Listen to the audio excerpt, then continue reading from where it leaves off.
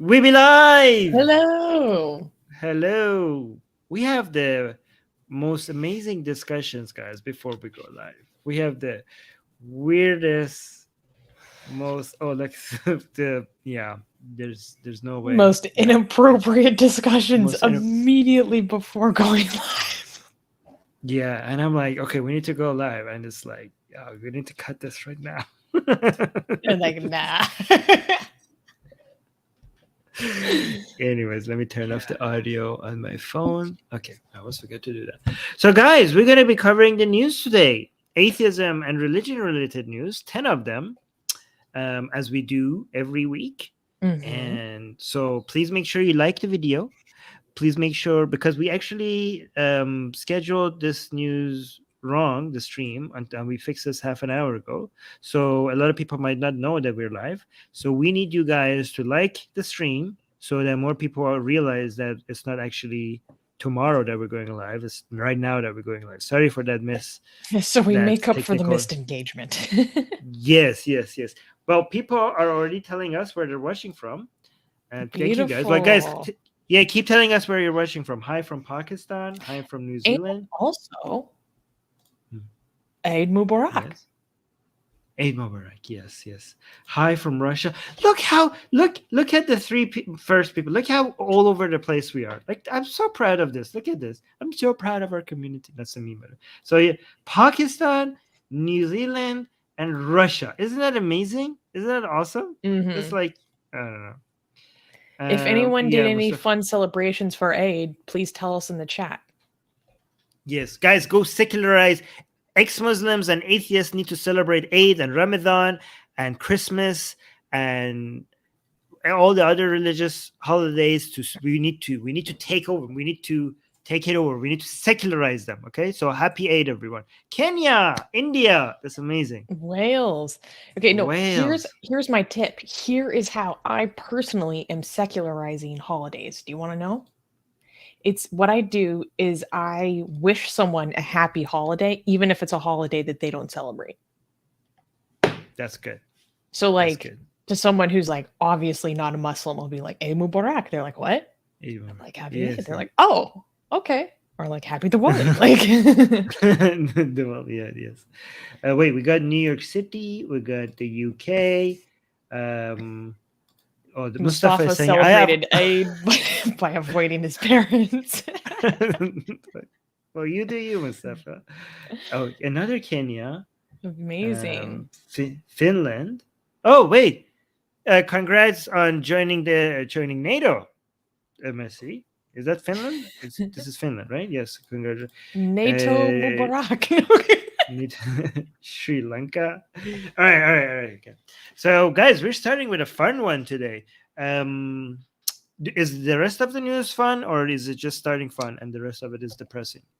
It's starting fun. The rest of it gets either there's like one or two that are legit tragic, and the rest are like, what the hell? But those are the kind of stories we like. Sometimes the what the hell can be like a little bit bad, but it's like, come on, guys.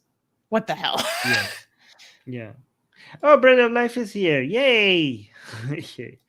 We like it when we have theists in our live chat. Shows a diversity, not just location, but also diversity of ideas in our live chat. Yes, and belief. And Mars. Love you. Yeah. Oh, hey, Mars. Okay, cool. Okay. All right, cool. So let's get into the news. Let's get started. Can we clap? Yes. First news.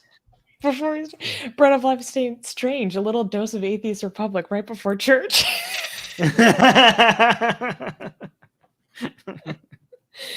Hey, compare them, please, Bread of Life. You will find us a lot more entertaining than whatever happens in church, okay? Go rate us today. I know that's true. I know even a Christian has got to say yes. Come on. Yes, so Rebecca, you have to admit, just rate your experience here today, and then go to church, listen to the sermon, and then come later. Which one was more entertaining and enjoyable, okay? Mm-hmm. You have to be honest. You have to be honest with us, okay? Cool. We love you, Rebecca. Okay. I love you. Okay, so let's get into the. Oh, look at this! She doesn't even have to go. Look at this. She's wait. Come. This. Here's this. Oh, here. Look. Look at this. She doesn't have to wait. She said, I agree. I'm bored out of my mind at Why church. do you go? Don't go. Oh, All right. gosh. Just stay with us. Skip church. All True. right. Wait. So first news? First news. First news. Apostate prophet blasphemes Hinduism. Armin, you brought this to my attention. Let's dig into it. Okay. Bring up Exhibit A. Exhibit Oh my- A. Exhibit A. Exhibit A. So, by the way, you know how significant this is? Do you know why it's so significant? Because when I started blaspheming against Hindu gods, you see how much a lot of these people love Ridwan, because they were like, Armin, you're not a real ex-Muslim. You know who's a real ex-Muslim? Apostate Prophet Ridwan. Because he would never respects other religions. He respects other religions, right? And now, like, look what you have done. Look what you have done. Your prophet, your Messiah, our prophet, actually, not your prophet. Look True, what he our has. prophet, Look, may he this is, reign in peace. you know how good this is. So good, because because this Apostate Prophet is the most well-known ex-Muslim in the English content creation world. Like is there anyone else as an ex-Muslim creator? I actually as an ex-Muslim could think of two that are bigger, but they're not ex-Muslim creators. Okay, the world's largest English-speaking English content creator, ex-Muslim content creator, yes. Right? So yeah. So the Hindutva being bigots against Muslims rather than being critics of Islam, like as you're supposed to be, they were trying to use a lot of ex-Muslims as a way to promote their bigotry and their fascistic tendencies, okay, and their and all the other toxic stuff. So to see Ridwan, like, because he was sometimes, like, he makes fun of them, and he for a long time, like, he points out the ridiculous things that they did. Like when they came after me, when I started posting Sexy Cali and all the other blasphemous stuff about Hinduism, he came out and he strongly condemned it. Like, he shamed them, right? But that wasn't necessarily about Hinduism, right? A lot of them got really angry that he was defending me like that. But at that point, it was like, okay, still as a Hindu, you could be like, yeah, he's condemning certain toxic behavior by some Hindus, not all Hindus, and also not Hinduism as a whole, right? Taking jabs at Hinduism as a whole. But now he's coming in and he's like poking them exactly where it hurts the most. And well, like, for is this people who offensive? are only listening, they don't have any visual. Yeah. Please describe what we're looking at. AP posted a picture of some art that was AI generated, and it says, the caption is this offensive to Hindus? And what we're looking at here appears to be the monkey god Hanuman, but like write out like he's Arnold Schwarzenegger in a pool with some sexy ladies holding what appears to be a gun. Yes, sunglasses. But sunglasses. And here's another thing: just like the art that we posted, okay, it's not even supposed to be offensive. Like, it's not like Charlie Hebdo cartoons that make Muhammad look weird and clearly trying to be offensive. Crude. Crude, exactly. The beauty about the art that we posted about both Muhammad, Aisha, Kali, and the art that Ridwan is posting is that if you were sane, you would actually think, well, he looks badass here. Like, what the hell? Why would I be offended? He looks cool. Like, I mean, thank you. Yeah, like, this looks like a celebration of my God, not an insult. Like the pictures, exactly like the pictures that we posted of Kali. We made her gorgeous. We made her more gorgeous than she has ever been in the history of Hinduism. No artist had depicted Kali the way we have. So instead of coming to us and saying, thank you, Armin and Susanna and the Atheist Republic, thank you for sexing up our gods, Our gods are now more attractive than the thousands of years of history that we are. Like, apparently we were foreigners know how to celebrate our gods better than we do. Okay, so I can't stand you. No, it's true. It's true. Okay, so we suck at celebrating. You bring us more images, and we worship those instead. And look, Ridwan is doing the same thing. This is, by the way, this is Hanuman. We didn't mention that, right? I did say that it was Hanuman. Oh, Hanuman, we did. Okay, so Hanuman is, for people who don't know, a very revered figure, a divine figure in Hinduism, which is a monkey god, and he can fly. A human. He can fly. He can carry mountains. He's very strong. That's pretty cool. I'm not gonna lie. Yeah. That is pretty cool. It's pretty cool. Yeah, and here look at him. He's being so badass with all that muscle and all the girls and all the gun and everything. So yeah, it's pretty cool. So I'm assuming Hindus are celebrating this and thanking Ridwan. So let's see. Oh, look at this! Oh, but look at this, Ridwan. he's going full on. He's doing the Armin. I think. He's going full on. We call it the full Navabi. Yeah, look. Okay, but I'm gonna read some of the reactions. But he's like, "What would be something very offensive to Hindus?" Examples. Okay. The examples question mark kills me, because then it's like the replies are just filled with examples. Yeah, and they're like, "What about beef? This looks absolutely delicious to me, and I think everyone should try it. Would this be a problem?" This is beautiful. I like it. Oh my god. Oh wait, should I show the replies, because it might be something that is not YouTube friendly. I would be very cautious when bringing up those replies, my friend, because you don't know what you'll I'm assuming. Here I'm gonna guess something before I show some replies. I'm assuming 90% of the replies have something to do with, what about your prophet? How do you like it when I insult your prophet? Because these Hindutva have an IQ of 2.5, and they assume that everybody that criticizes or insults Hinduism must be a Muslim, because their brains work in binary. So I'm assuming a lot of replies saying, "Oh, what about your prophet?" And also the other half being people who are saying, "Well, at least we won't behead you," right? These are the two types of comments. Okay, so let's see. I predict some of that. Now, my question is, what? I want to know what inspired AP to. Oh my god, this is bad. Do this. I can't show this. I can't show this one. This is somebody RAPing somebody else. Okay, so what I'm seeing, so I'm not going to show that one, but let me show first of all this one. I need to be very careful. So here's one. I love the sand dunes and the shadows created. Okay, so this is supposed to be Prophet Muhammad with Aisha, right? So again, this is a attempt to insult apostate prophet. This is an attempt to insult apostate prophet. So as if he's like, yeah, I know. I also think that's disgusting. Yes.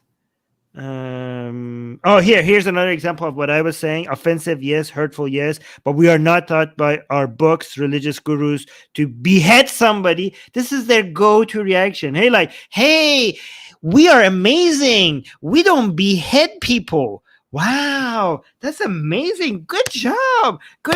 Here's some guys. Where's our cookie factory? Because we need to give so many cookies. People that have been beheaded for Hindu blaspheming against Hindus. Yeah, but and also we've been threatened with it many times. Yeah, I have personally been threatened to be beheaded by Hindus. Specifically, yes, me too.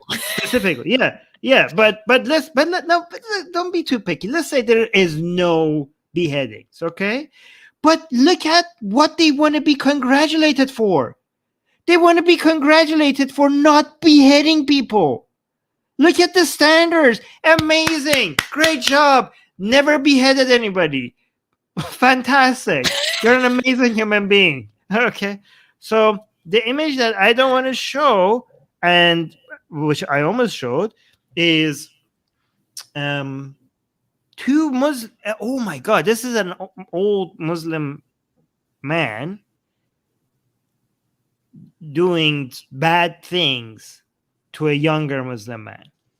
What? Yeah. They put this in the replies? Yeah, to offend Apostate Prophet as if he's a Muslim. Like, oh, look at your people.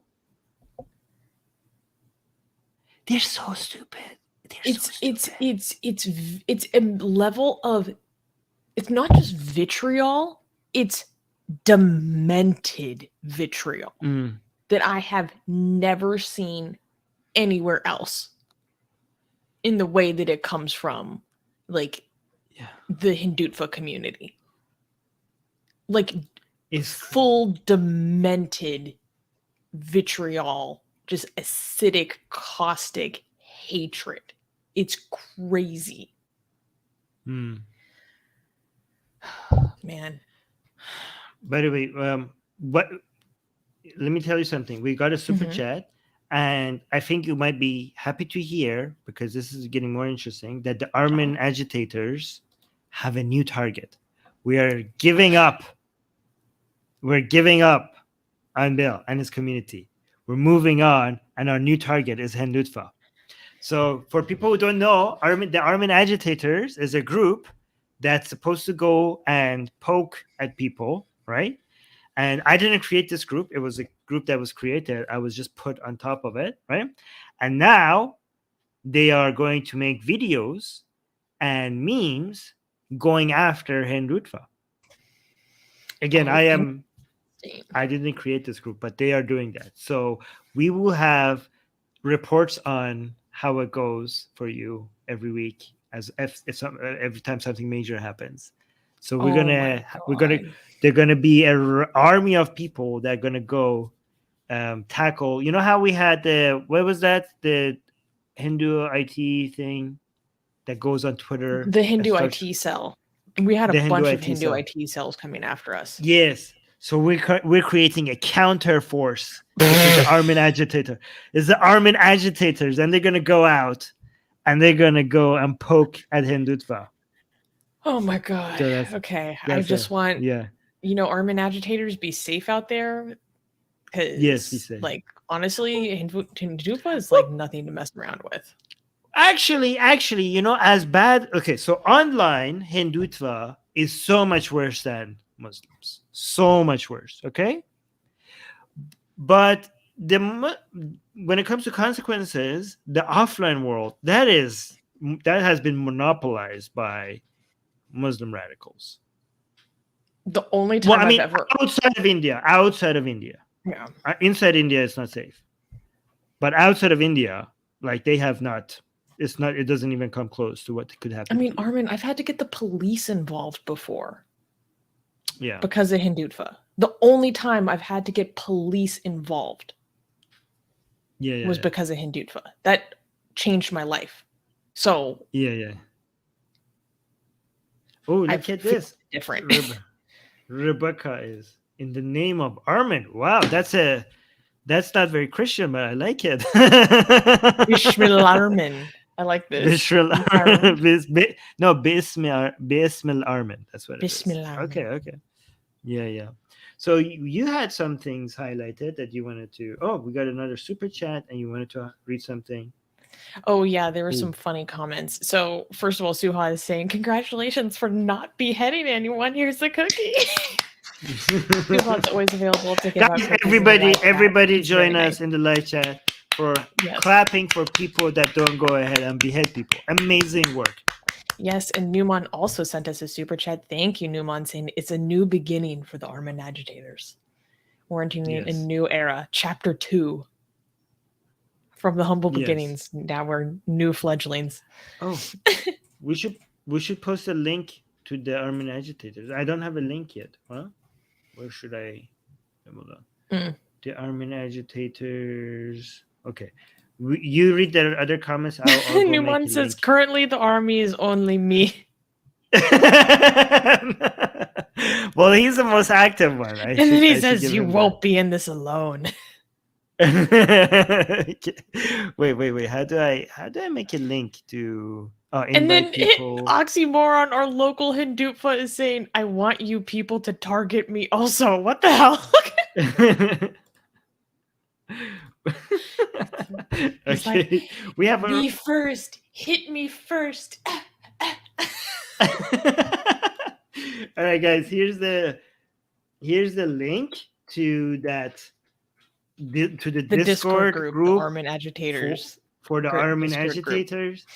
So yeah, so you guys should, if you guys want to help with the meme generation and the strategy and the video editing that we're going to make against Hindutva, there's a lot of content that we can make, because Hinduism is ridiculous, like more ridiculous actually, I think, than Islam. Is pretty bad.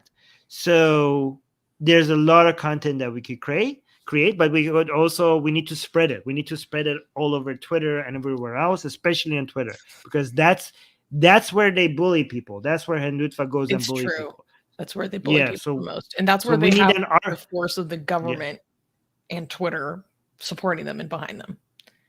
So we're going to have he said that it's too hard to maintain free speech in India, so he just doesn't try. Which is like the most disgustingly hypocritical thing he's ever done out of everything, in my opinion. Yeah. So we're going to have people who will collect the memes against Hinduism, which there's a ton of. And then we have one person that is doing video editing on what's happening and what the army is doing, right? And then we need an army of other people that go on Twitter and spread these, okay? And yeah, so we will support you. We will like cover your memes on news and Mustafa also put. No, go on. I will say fast. Share the new Shahada. Oh, tell me. Mustafa has it. La ilaha illa Allah wa Armin Allahu Akbar. That's good. But here's the thing, guys. I know this is funny, and but this is actually serious. The serious part is that it's a serious issue where Hindutva IT cells, there's a huge mob of people that go out on Twitter and intimidate people on Facebook and Twitter and everywhere else, and on Instagram, and they are brutal. Like, they are the most disgusting, vile bullies that you've seen online. Nothing I've seen comes even close. I'm talking about people who go and try to find members of your family and harass them for the things that you have said. And by harass, I mean like finding my brothers and sending deep fake porn of my dead mother to my brothers. This is the type of my mom who died from cancer. They go find her pictures and they make deep fake porn and they send it to my brothers. This is the type of people they are. These are the type of people who go after people in India for simply liking my tweets. There were journalists that had to come and find out all the tweets that they liked from me and unlike every single one of them. And they don't just go after them. They go after the family of journalists for liking my tweets. And they are so big and so large in numbers and so disgusting and so vile that every social media company has given up on them. They haven't even tried. Like, it's a censorship that large companies and even countries have accepted.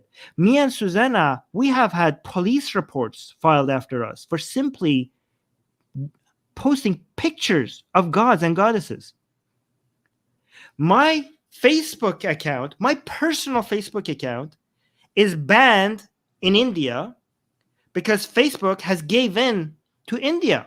He can't even message people in India. You cannot even message individuals in India. This is not about me personally, but this is about Facebook, because if I had done something that was wrong, Facebook would have shut down my account. The fact that Facebook kept my account but restricted it in India, that means like Facebook has to give in to the government of India. And it's not just my Facebook. Atheist Republic Facebook with 2.2 million followers is now restricted in India. The only other country that does that is Pakistan. And it's not just Facebook, Twitter. My personal Twitter account is now restricted in India. Atheist Republic Twitter account is now restricted in India. Susanna's Twitter account is completely removed with no explanation. I'm in a black hole. Yeah. They like to send me photos of my family getting shot in the head too. Yeah. Yep. Say that again. Susie, say that again. I get DM'd images of my family getting shot in the head. But don't worry, we don't behead people.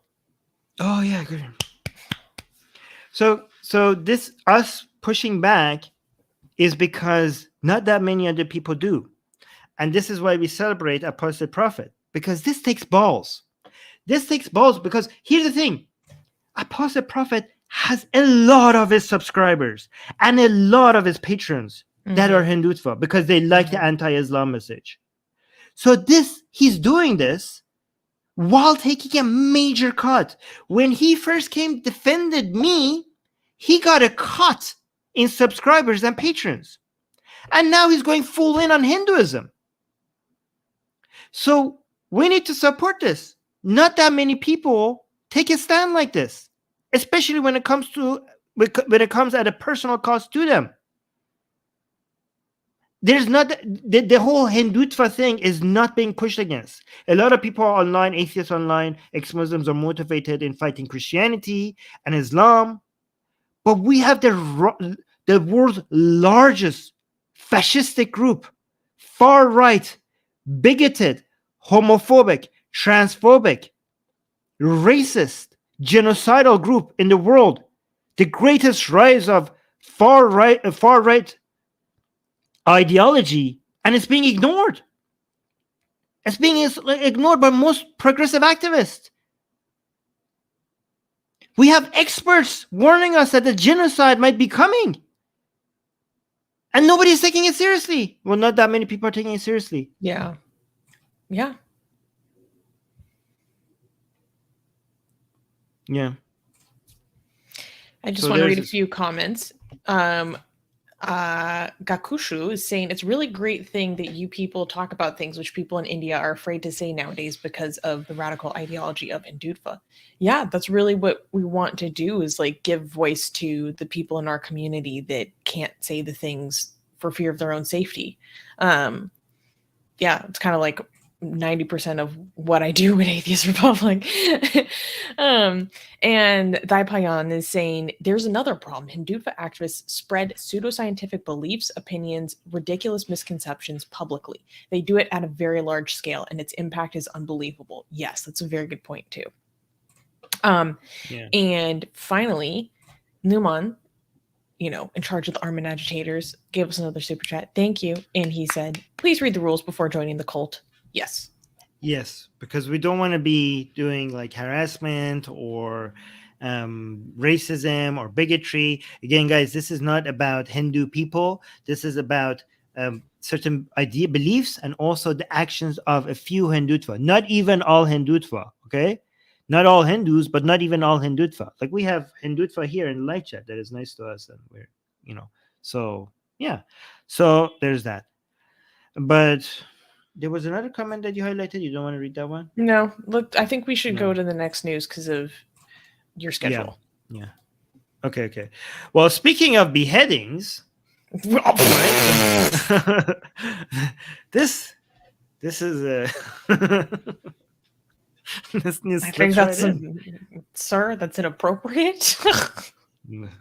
I mean, it's India and it's beheading. We were just speaking about beheadings.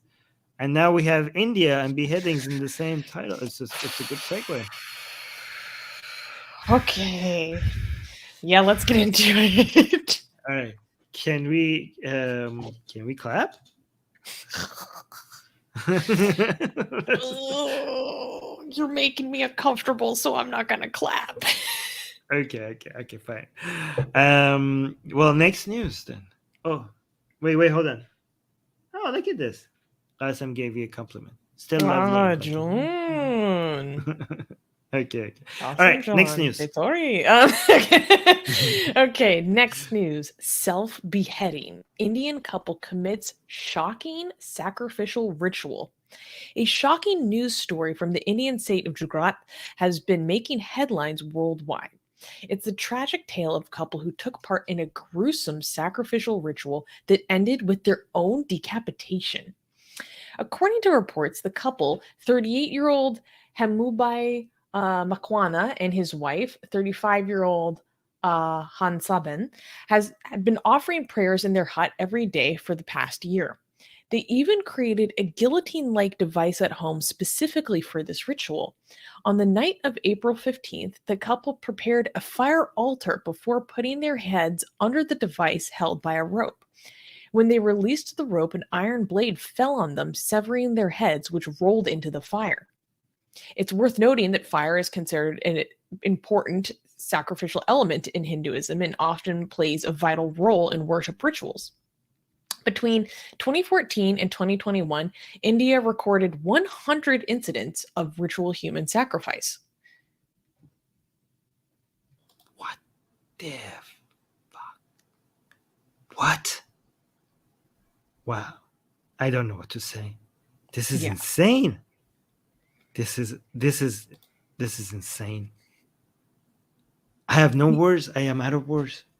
We have only ever just encountered something like this before, when there was like a Thai Buddhist monk a few years ago who also did a self-beheading, self-suey-wooey, to like reach nirvana or something. But I think he had help, and then those people that helped him got arrested. But they somehow managed to do this themselves.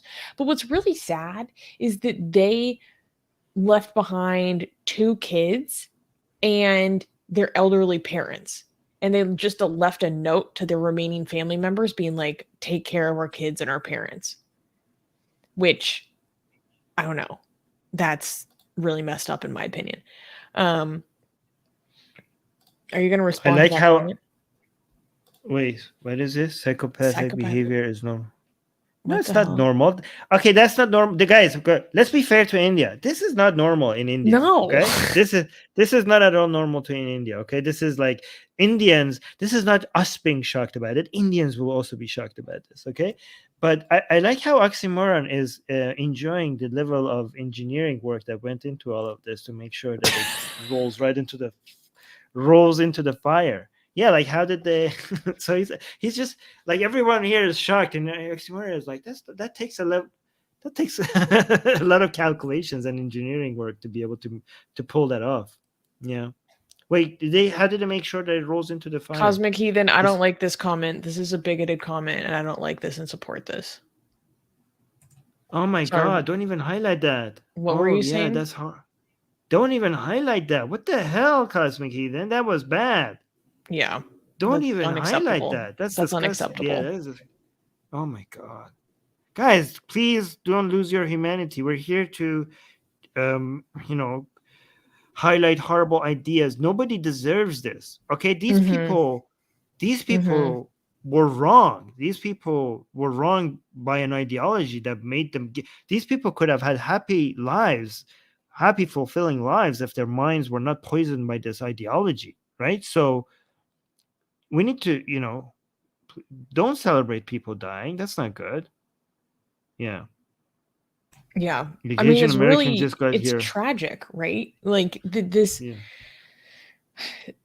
people, through their own delusion and then the influences of toxic belief systems in their life, get to a point where they believe that this is the best answer for what they're experiencing in their life, right? Like, people don't come to this conclusion out of nowhere. This doesn't happen in a vacuum. You have to be led through various influences in your life to believe that this is the right thing to do, or that this is beneficial to you or even your family. Do you think that these acts of human sacrifices are increasing in India, or are we just covering them more? I do not have any good data to in any way to suggest an increase. All I know is that between 2014 and 2021, there were 100 incidents of ritual human sacrifice in India. Which How many? 100 between 2014 and 2021. So in less than 10 years, there were 100 incidents. But in a population of like what will soon be the largest population in the world, that's actually a very small number. Minor, yeah. So guys, don't say If you this is think normal. about it. This is not normal. Yeah. Yeah. Okay, it's an even one anomaly. of this happened. Okay, okay. So let's be clear. Okay, we have to think about this. We're Mhm. not saying that this is not insane and not ridiculous and shouldn't be highlighted. Okay, even one of these happening once ever, that would be like, what the f? How did this happen? Okay, so even one is a big deal, but that doesn't mean that it's normal. But it doesn't need to be normal for it to be important. Is that clear? It's important. Oh it's my God, of ridiculous. It needs to be course. Yeah. highlighted. Okay, but people think that just because we're making a big deal out of it, we're claiming that it's a normal thing. It's not. Yeah.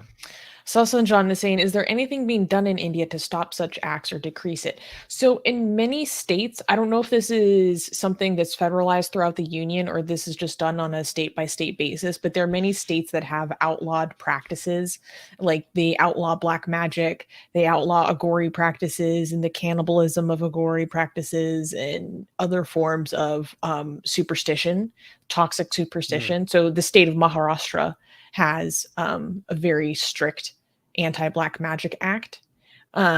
So there's stuff like that. But I don't know how standardized that is throughout the country. If people in India, I know we have a lot of people in India watching right now, let us know. Is this something that's throughout the country or just on state by state? Yeah, but Asian American has the real solution to all of this. They need better mental health resources. That's what you need. Yeah. I mean, honestly, this And couple also- probably just needed more resources in general. Like, based on what I was reading, it didn't sound like they were very well off, you know? Like, they sounded like they were struggling. Yeah. Kenny just gave us a €5 super chat. Thank you so much, Kenny. Yeah, that's very sweet. Okay. So that was weird. Is the next one also weird? Well, let me see. Yeah. Next one is Pakistan. Saying, how did people even come up with human sacrifice? Different societies somehow came up with these effed up rituals. It doesn't make any sense evolutionarily. I actually watched a very interesting video about why the Mayans and Aztecs did ritual human sacrifice. And it was so interesting. And basically, one theory by sociologists for that cultural context was it was a way to societally express and exercise anger and also control the population when you were literally on top of a pyramid in front of the entire frickin' city, frickin' slitting people's throats and having their blood drip all the way back down. Like that sends a powerful message to a population. Yeah, it demonstrates control. People are using super chats to insult each other. I don't know what to do with this. Newman is saying oxymoron, the laughing stock of Atheist Republic. Why are you doing this, Newman? But thank you for the super chat. We're now starting beef in the super chats. Yeah, using super chats to insult each other. Okay, I don't like it. Okay. Well, thanks for the support, I guess. And I'm sorry, I can't come to Oxymoron's defense on this. I abhor his views, so I can't come to his defense. Like we were both thinking of like, don't say it, don't talk like that about Oxymoron. I hate everything he stands for, but he's nice to us most of the time. Yes, he's nice to us most of the time. We don't like his views, but not all the time, but most of the time. Most of the time, yeah. He's a fascist, man. But he's a fascist, but he's our fascist. Literally, though.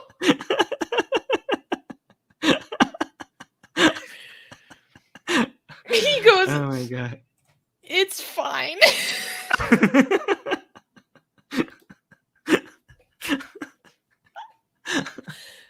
Dead. Oh my god.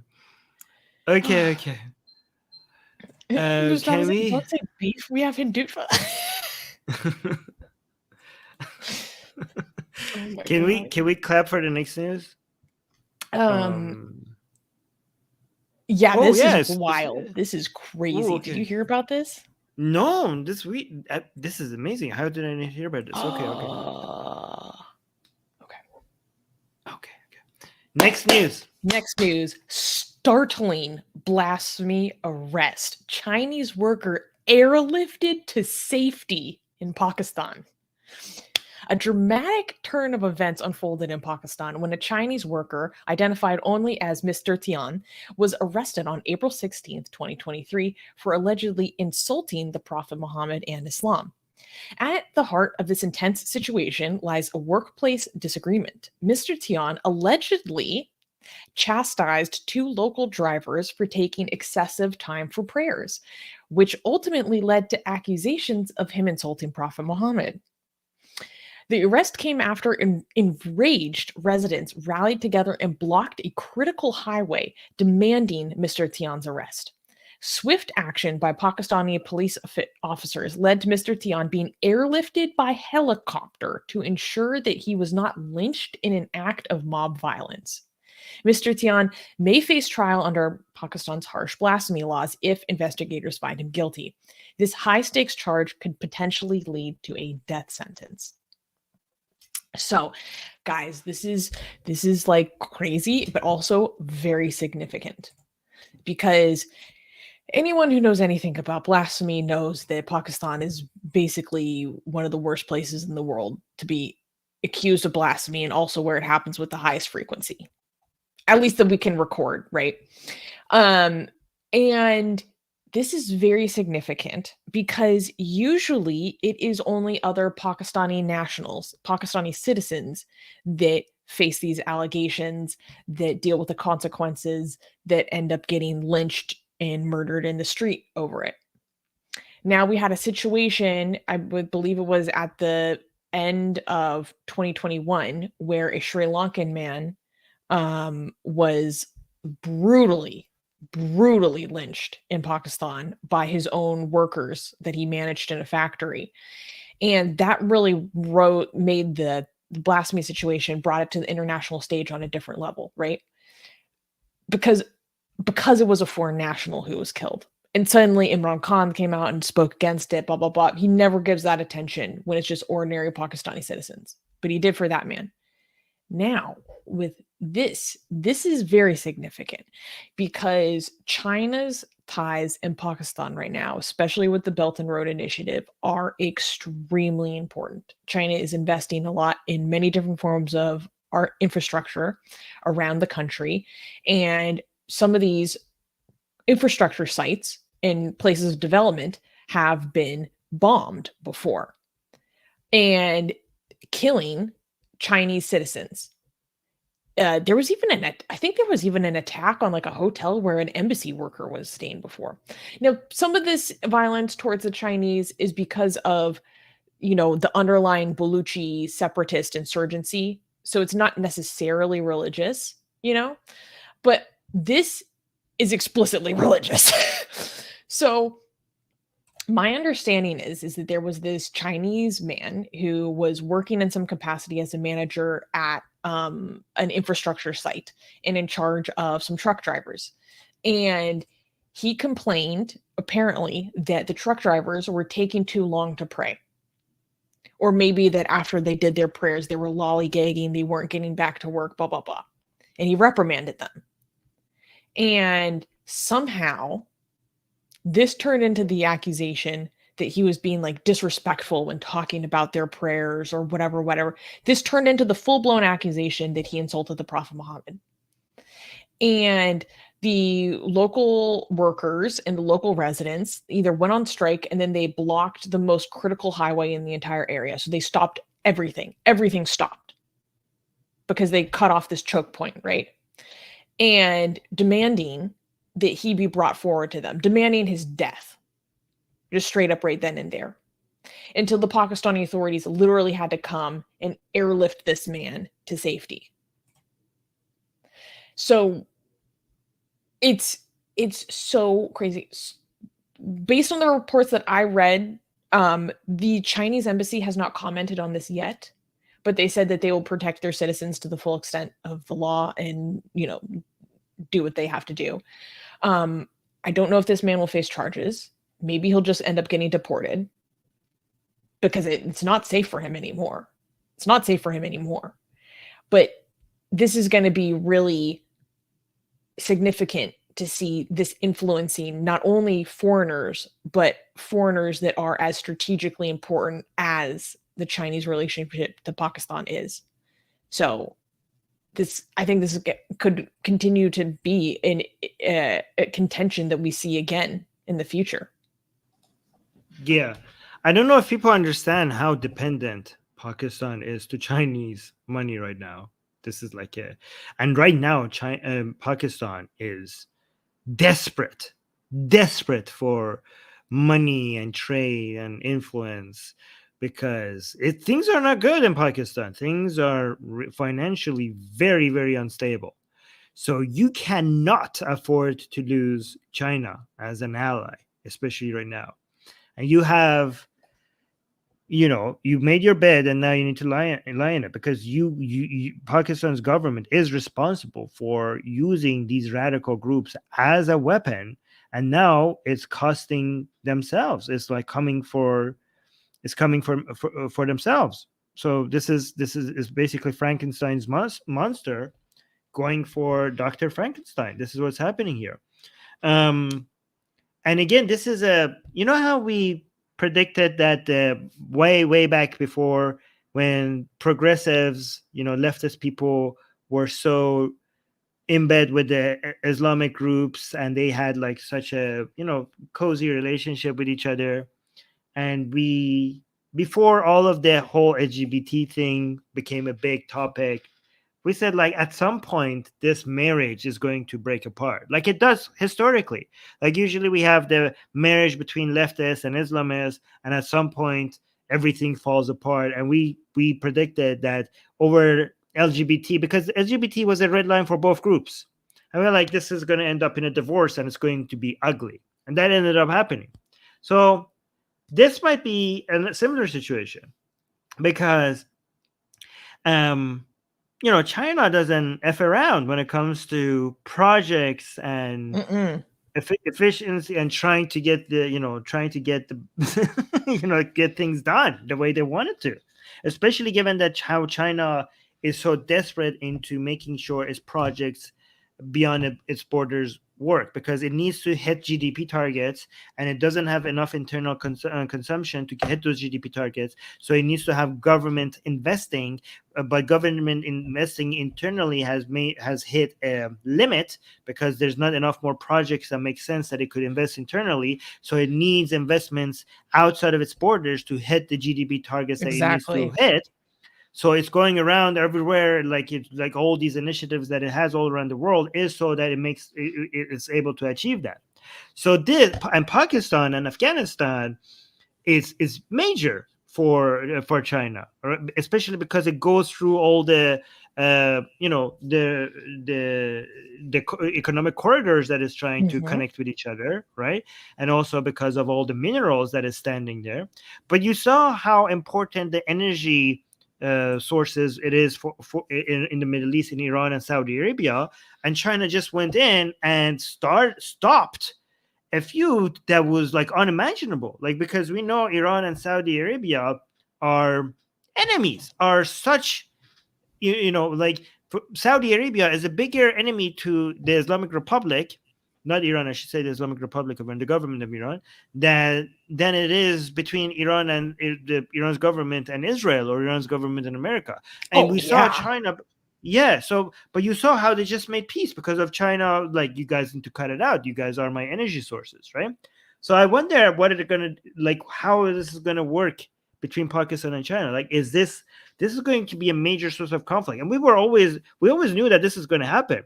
China, when it comes to Islam and radical Islam standing in its way, it goes through it like a bulldozer. Like, when it can, it doesn't F around, like I said. So now Pakistan, talk to the Uyghurs. God damn. I know. So here now, if Islamic radicalism is standing in its way, I don't know what is that going to do for the relationship between China and Pakistan, because It can't be they're not going to be able to because talk. when that Yeah. bus got bombed a few years ago, it shut down everything for years. Yeah. And Yes. China did not go back into that area until the Pakistani state could ensure the safety of its workers.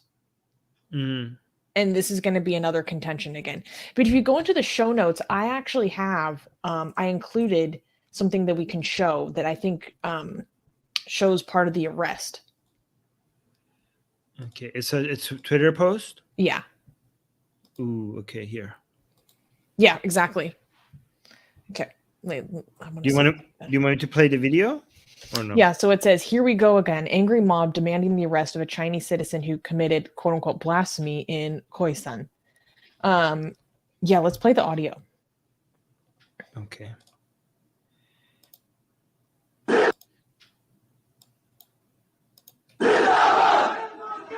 Whoa.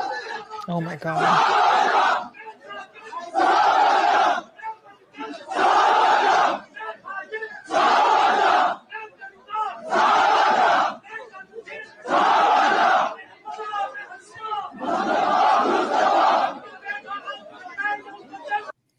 Holy crap.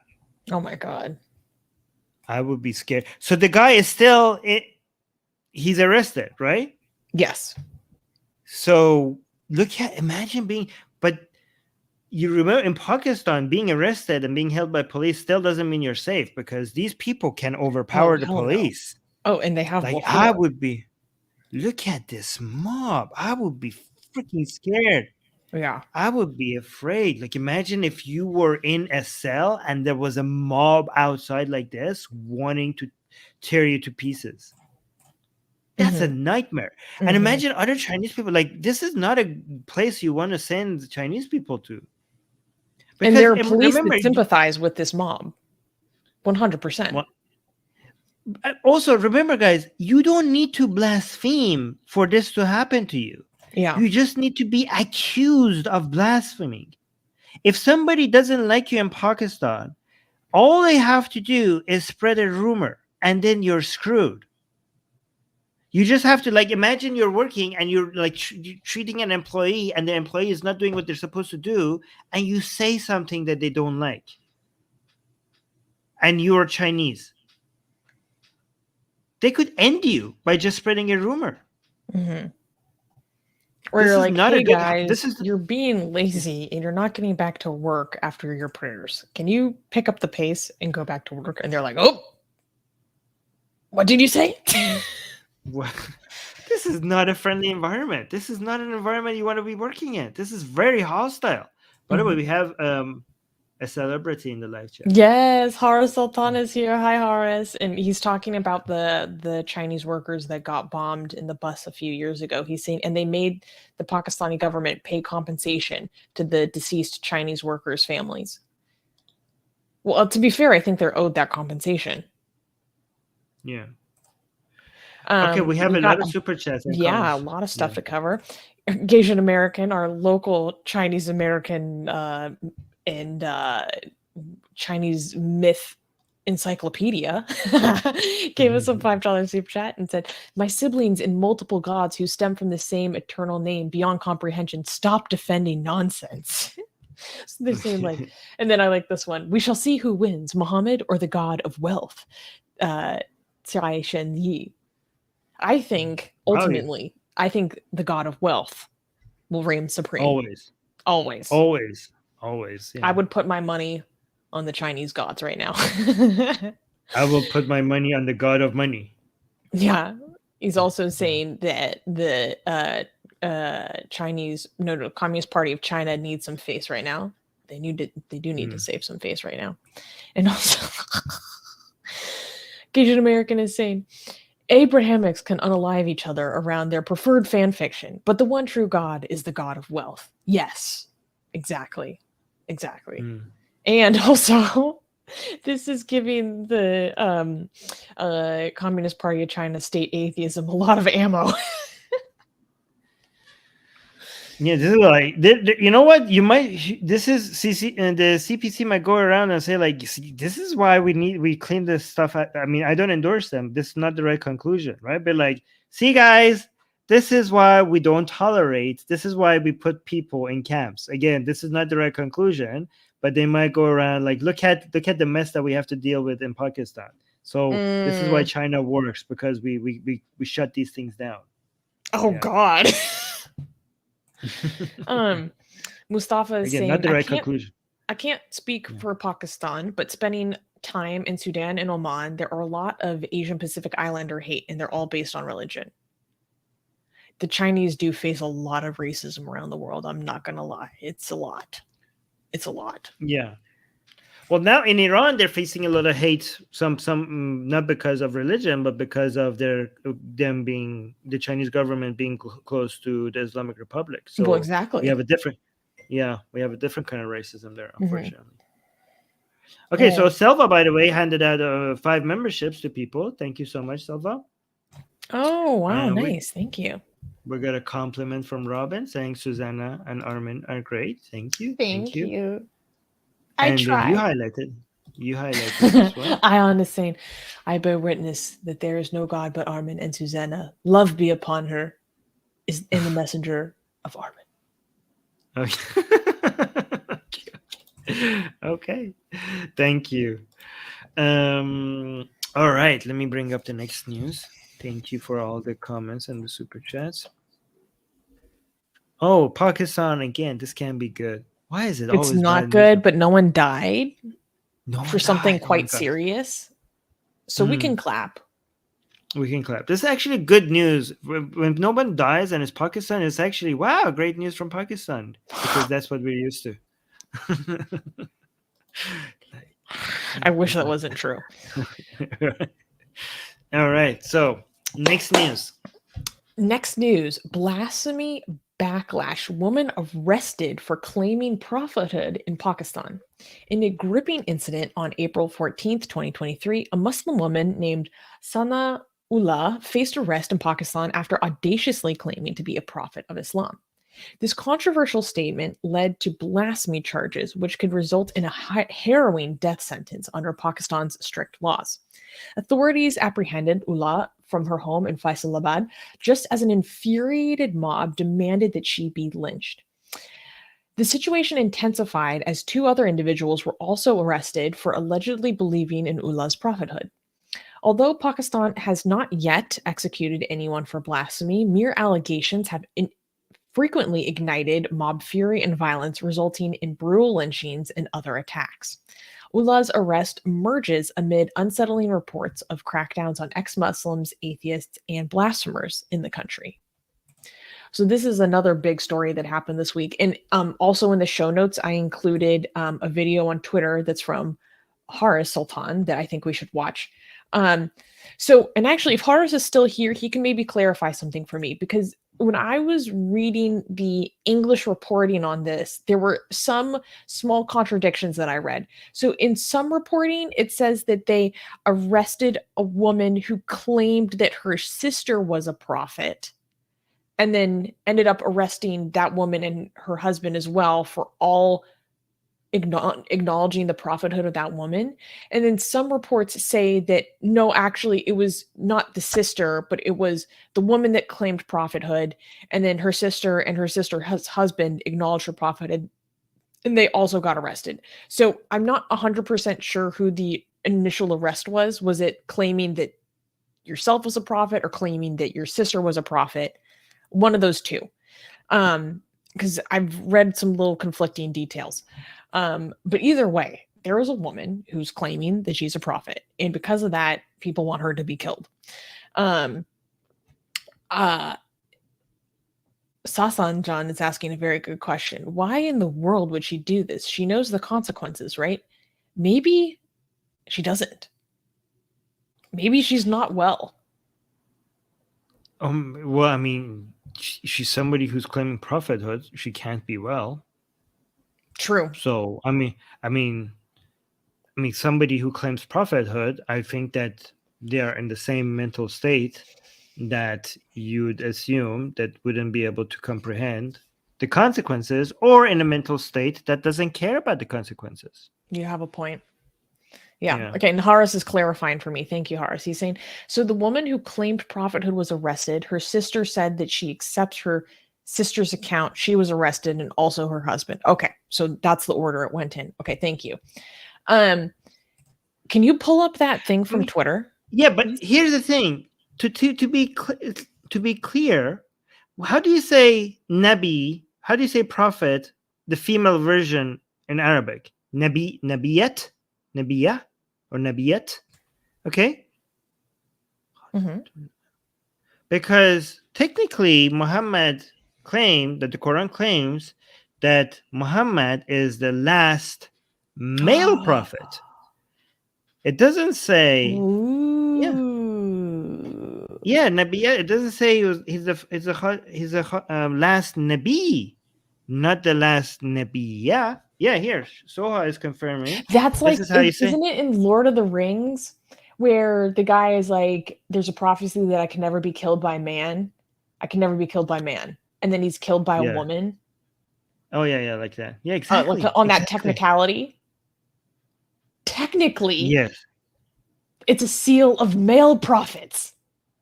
Yes, not a seal of female prophets. Nabiyati. Okay, so so she might be free to go. Like, it's a technicality in Arabic language. So yeah, maybe she has a point. Maybe she can. Yeah. Okay. Yeah. Exactly. Harris is saying, yeah, she takes off her helmet and says, "I'm no man." Okay. Exactly. It's so fucking based. Wait. So she should do the thing. She should take. So like, you can't be a prophet. Muhammad was the last Nabi, and she could take off her hijab and like, I'm no Nabi. I am no Nabi. I am a Nabiyat. Nabi. How do you say it? Nabiya. Oh my god. That make that a thing. Yeah. I'm not a Nabi. She was like, you might have just stumbled on something deep here.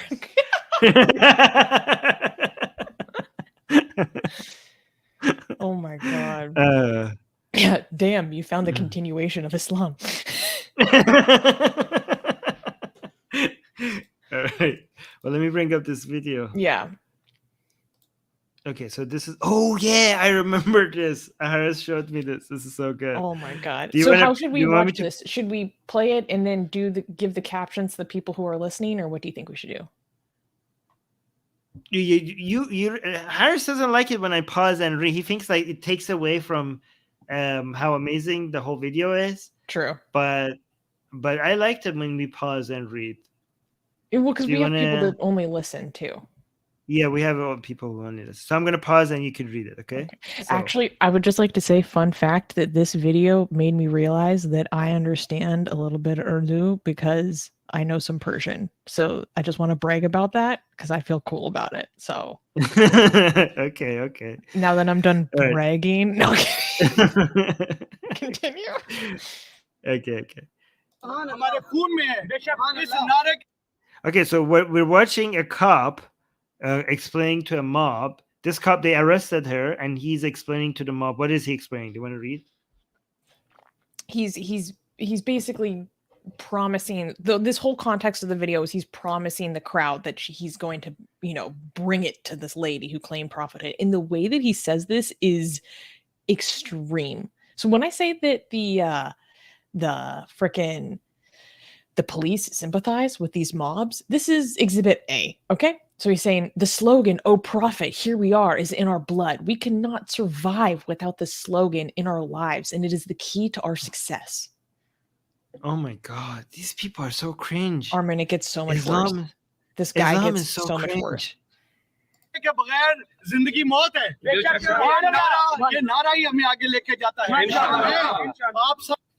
It is my responsibility to take her to court, and I'm here to assure you that this blasphemer and anyone associated with her in this group will be wiped off the face of the world.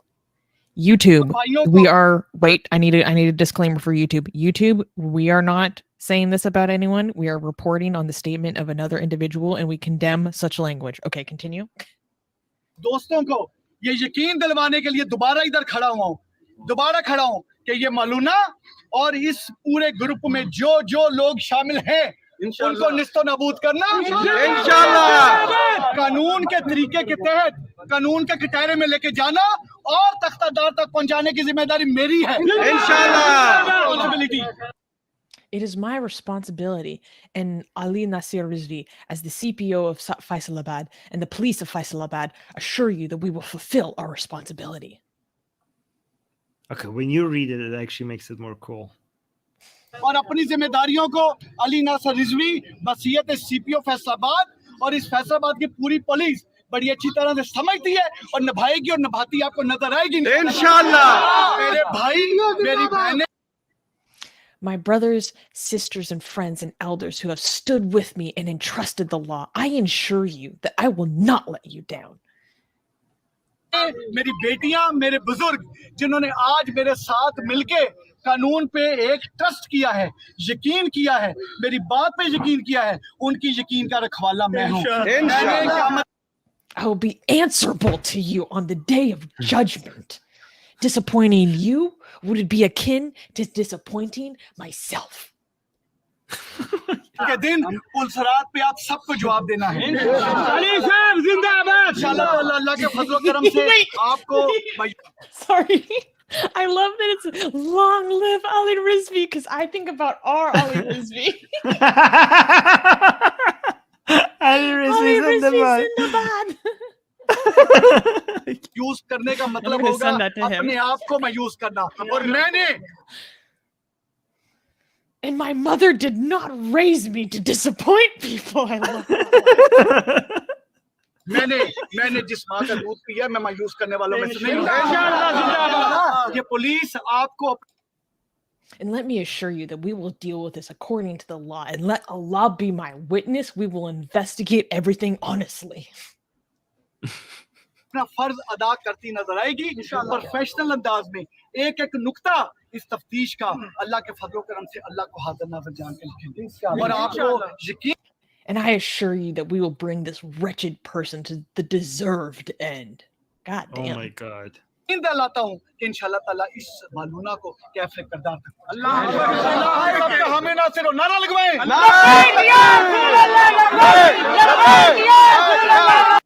Look at this ginger guy. This is like this. I don't know why ginger radicals are the scariest ones, but always like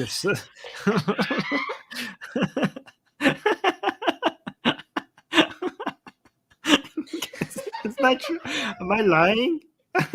It's because we already know they have no soul, so it's like they're willing to just die for everything. They'll give it all up. I'm kidding. Oh my God. Oh my God. He dropped his phone. He dropped his phone. Oh my God. Wait, so we have some comments by Harris here. And then we have some super chats incoming. Yeah, so Harris is saying, so the woman who claimed Prophethood was arrested. No, I already said this. Okay. No, this one. Okay. Yeah. It said, I'll get Susie to write the subtitles for the next video. Now, Horace is actually raising a good point. He's saying, I think he actually saved her life. And honestly, Horace, that's a very good point. Like, you could say it's inappropriate for a policeman to be talking like this, but then when you're thinking like, okay, actually, he's maybe, puffing out his chest, being bold so that he gives the crowd what they want. So then they don't actually hurt her. Yeah. That's a good idea. That's a good point. Because these mob are crazy. They might go in and they just want to do their own type of justice. So you need, if this guy comes out and says all this thing, they might like, okay, the crowd's going to go home satisfied. But think about the situation that Pakistan is in, that the police has to be so intimidated by the crowd that it needs to come and be like, oh yeah, we gotta go home, please go home. We're gonna do all like this is scary. Pakistan is so scary. I'm getting secondhand terror from all over there. Like I can't even imagine how you could live there with this type of. Oh my God. Anyways.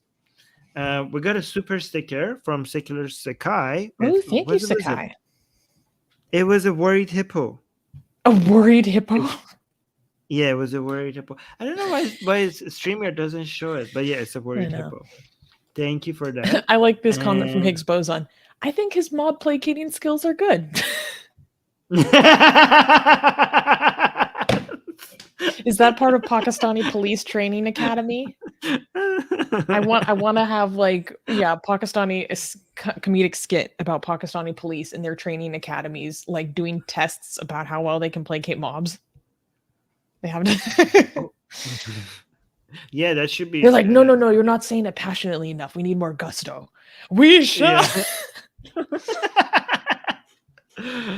Oh, by the way, we got our super chat from Pakistan itself, as you know. Secular So, Proton, Secular- thank you for the super chat. Saying hello from Pakistan. These zombie heads.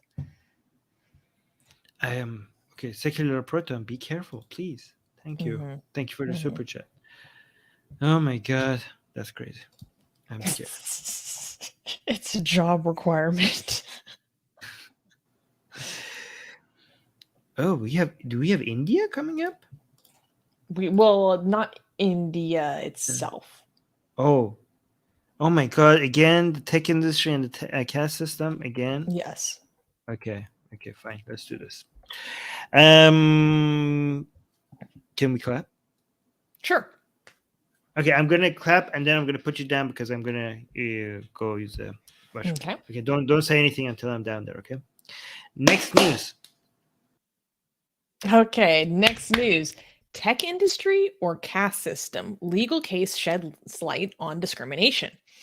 3 years after a Dalit, the caste formerly known as Untouchables, engineer, filed a caste discrimination lawsuit against tech giant Cisco and 2 supervisors, California Civil Rights Department dismissed the case against the engineers but maintained the lawsuit against the company.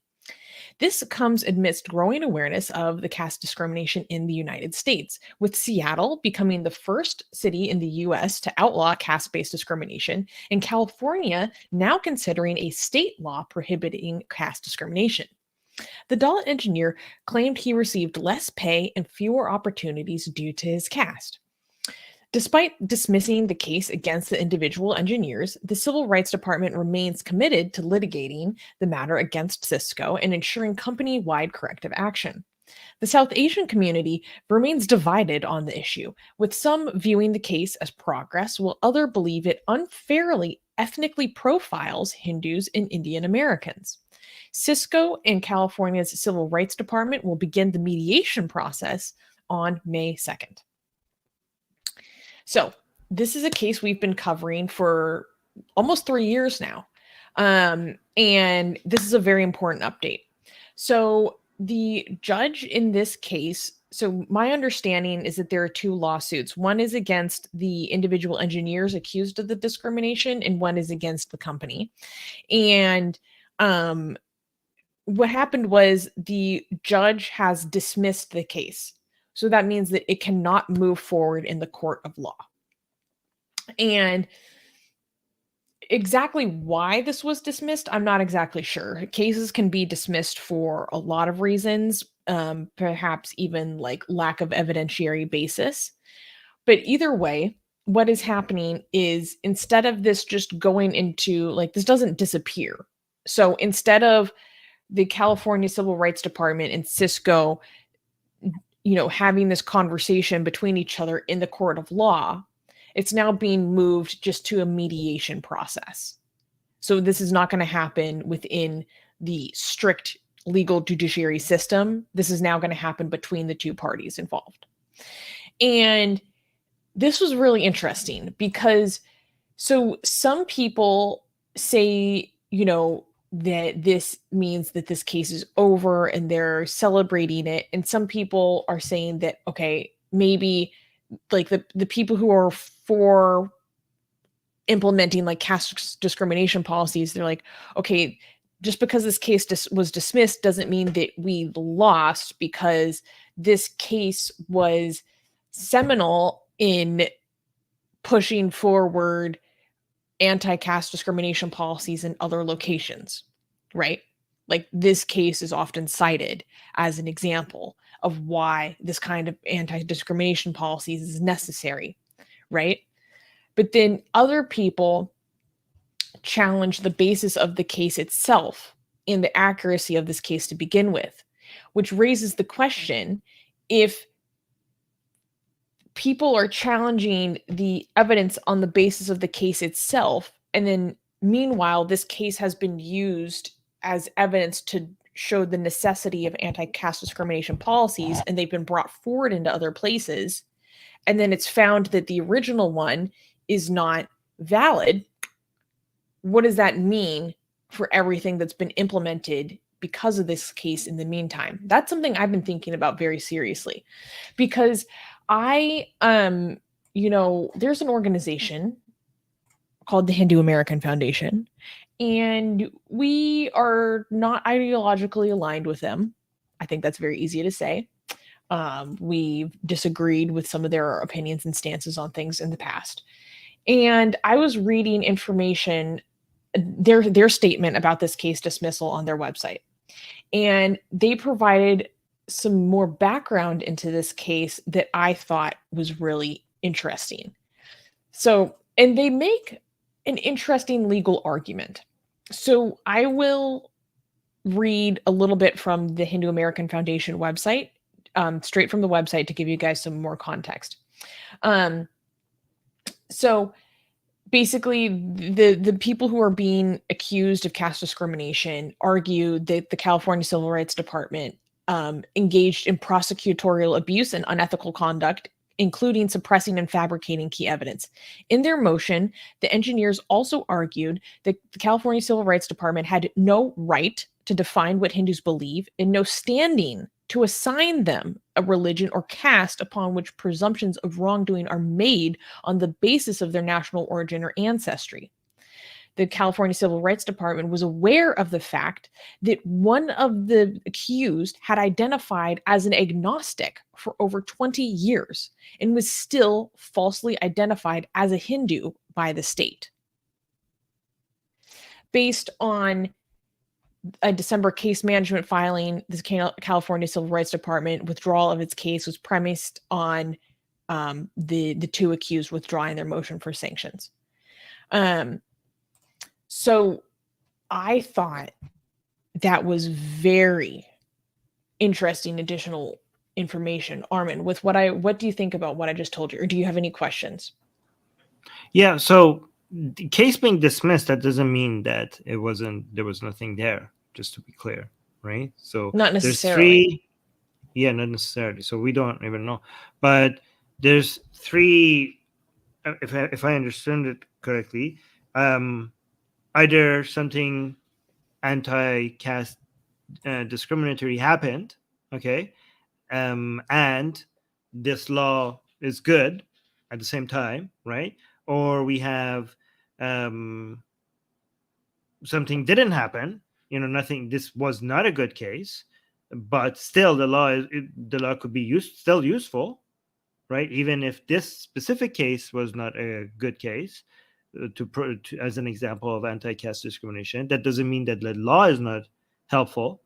And then the third option is neither the case is not a good example of anti-caste discrimination, and the law is also not helpful, right? Mm-hmm. So which one of these three do you think it is? With this Cisco case, I'm going to be completely honest. I am withholding my judgment at this point with the knowledge that I have available to me. I'm not convinced by one side or the other. I have legitimate questions and skepticism about the claims of both parties, frankly. So I'm not going to be dogmatically like, oh yeah, this engineer that says that he was discriminated against 100% was. I don't know if that's true, because they also provide more information about how he claims that he was denied certain opportunities because of his caste, and his managers contend that he was actively recruited to join the team, that there were other Dalit people on their team that were also given opportunities and given promotions, and that he was actually offered a very generous starting package with stock grants valued in the millions. So they're saying you were denied all these opportunities, blah, blah, blah. We actively recruited you. We tried to pull you in. We offered you all this stuff. We gave you these benefits, blah, blah, blah. So that's the flip side, right? So we don't know. So it's easy answer. We don't know. Easy answer. But then what do you think? I think, okay, this is a very difficult case because it does raise a legitimately very interesting legal question by the state saying that you are discriminating against someone because of the beliefs imbued in you in Hinduism, essentially. That's a very simplified way of putting it. That's somebody saying when the person is saying, I haven't been a Hindu for 20 years.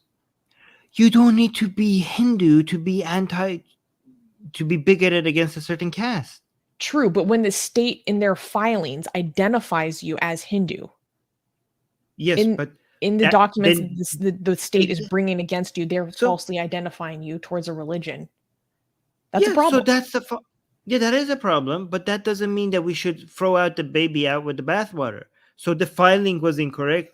The filing was, it wasn't done properly, but we can't be like, actually, this is very telling that if we tell people that, they're being discriminatory against certain castes, and they say like, but he's not even a Hindu.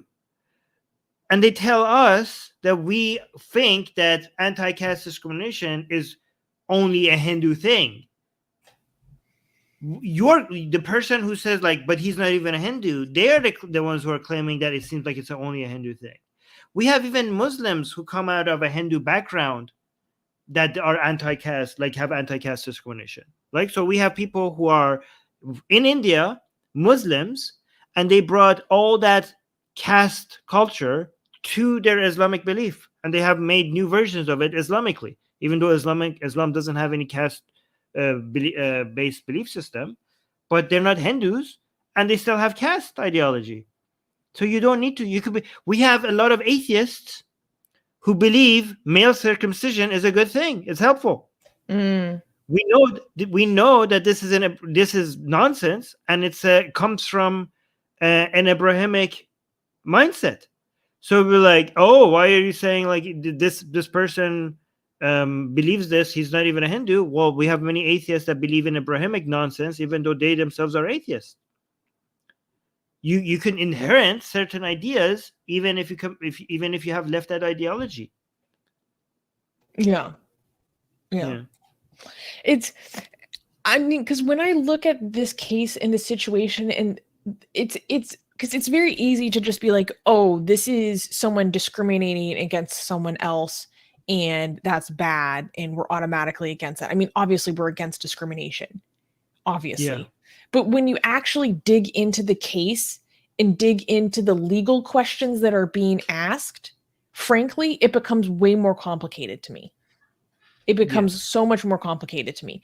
And when people say that having anti-caste discrimination policies could lead to a certain segment of society essentially being ethnically profiled, because this system that you're criticizing comes primarily out of one part of the world, that is a very difficult question. Like, I still have questions about that. I don't think that concern is wholly someone just trying to get away with discrimination. What do you think about people saying that these policies could lead to them being put under special scrutiny on the basis of their ethnicity? Well, that means that we need to adjust the laws to make sure that it's targeting behavior and not certain demographics. Okay, you could make complaints about the laws, but don't throw away the law, improve the law. So yeah, it's important so that in the name of fighting discrimination, we're not promoting discrimination, but just improve the law. Because anti-caste discrimination, I think that's a good law to have. If now it's identifying, targeting people for certain ethnicity as more like, as to go after for this, then that's a problem. Then you need to make sure you're not doing that. You need to make sure you have identified that behavior is happening. Oxymoron is saying there wouldn't be a case against this engineer if he wasn't a Hindu. That's why state labeled him a Hindu. Well, we need to make sure that we keep the law, but we make the law so that it doesn't target Hindus. It targets. Well, it's not a law right now. Let's be clear. It's technically not a law right now. This is just a civil rights dispute. And then Secular Rarity raises a good point. He says caste originates from Hindu texts, but caste exists in multiple cultural groups in the modern world. And so my understanding of the legislation that's being proposed in California right now is that they acknowledge that. But here's my concern. If we're being realistic, most Americans have no idea that caste exists in other cultures outside of South Asia, frankly. Well, so by the basis of that ignorance, they wouldn't even think to consider monitoring caste in other groups besides South Asians. This is, but let's be honest. I think is the realistic result. But let's be honest. It's mostly an Indian thing right now. I mean, we have like right now when it happens, it's mostly an Indian thing. Well, and also just by sheer numbers. By sheer numbers. Yeah. It is like that's what reality. What do you want to do? And I'm sorry. Okay, we have 2 super chats. Do you want to? Okay, so but I find this whole thing very interesting because it is very complex. It raises a lot of really difficult questions. So I hope people don't think that I'm really trying to think about this like thoroughly and in a structured way. So it's 2 super chats. Ooh, okay. I'll read this one. Asian American, thank you for another super chat saying Hanuman is technically outcast. How do Vaishnavas square this circle? I don't know. You'll have to ask them. And Secular Sakai gave us a $5 super chat. Thank you. Saying, gonna have some cool stuff to share in Espanol with you guys soon. Shh, Sakai, that's a secret. You're teasing them. We're gonna have some cool stuff coming very soon, you guys. And then when it's ready, we'll have a big proper announcement. But he just gave you a little teaser. Okay. Most Americans have no idea other cultures exist outside their own. Actually, that's not fair. Actually, Americans are radicals in the opposite direction. That's not fair. Okay? Most Americans, well, not most Americans, many Americans actually go and say that Americans have no culture and everybody else has culture. So it's Secular Sakai, it's actually the opposite. This is not fair. I'm tired of seeing so many Americans thinking that America has zero culture. If you want culture, you have to go to every other country except America. So some people are like the opposite. I don't know. So there you go. I don't know. He's saying, Dr. Martin is saying, Susie's surname is an example of caste. Her name suggests her Mason lineage. What the hell is a Mason? Like, do you mean like Freemason or a literal job Mason? I have no issues in Indian singly being targeted the issues of South. First, everything you just said about my entire lineage is incorrect. It's amazing how Oxymoron speaks with so much confidence. I think everybody else is an idiot while he says things that he has no idea. Well, he's continually confused about my ethnicity, and I find it very amusing. And then he goes and brags about other people not understanding what he's saying. Coming from a clan is different than a caste. Yeah. Oh, we got another super chat before we move on. $2 super chat. Asian Mayor saying Burakum is it in Japan? Burakum mean what does that mean? I think that's the caste structure in Japan. Oh, correct? Yeah. Okay. That's interesting. That's the caste. That's the caste in Japan. It's an ethnic Japanese people that are okay. Yeah, it's part of a caste thing in Japan. Okay, interesting. It's part of caste. Interesting. All right. Okay, can we clap for the next news? 1 second. Oh no, this is actually like probably the worst news we have this week. Really? Okay. It's pretty wild. I almost clapped. Next news. Starvation as a path to Jesus. Kenyan pastor arrested after 4 followers die. In a shocking discovery, Kenyan authorities found 15 emaciated followers from the Good News International Church on their pastor's property. Tragically, 4 of these individuals lost their lives after being rescued and taken to the hospital. The group had been starving themselves, led to believe by their pastor, Paul Mackenzie, that this extreme act would allow them to meet Jesus Christ.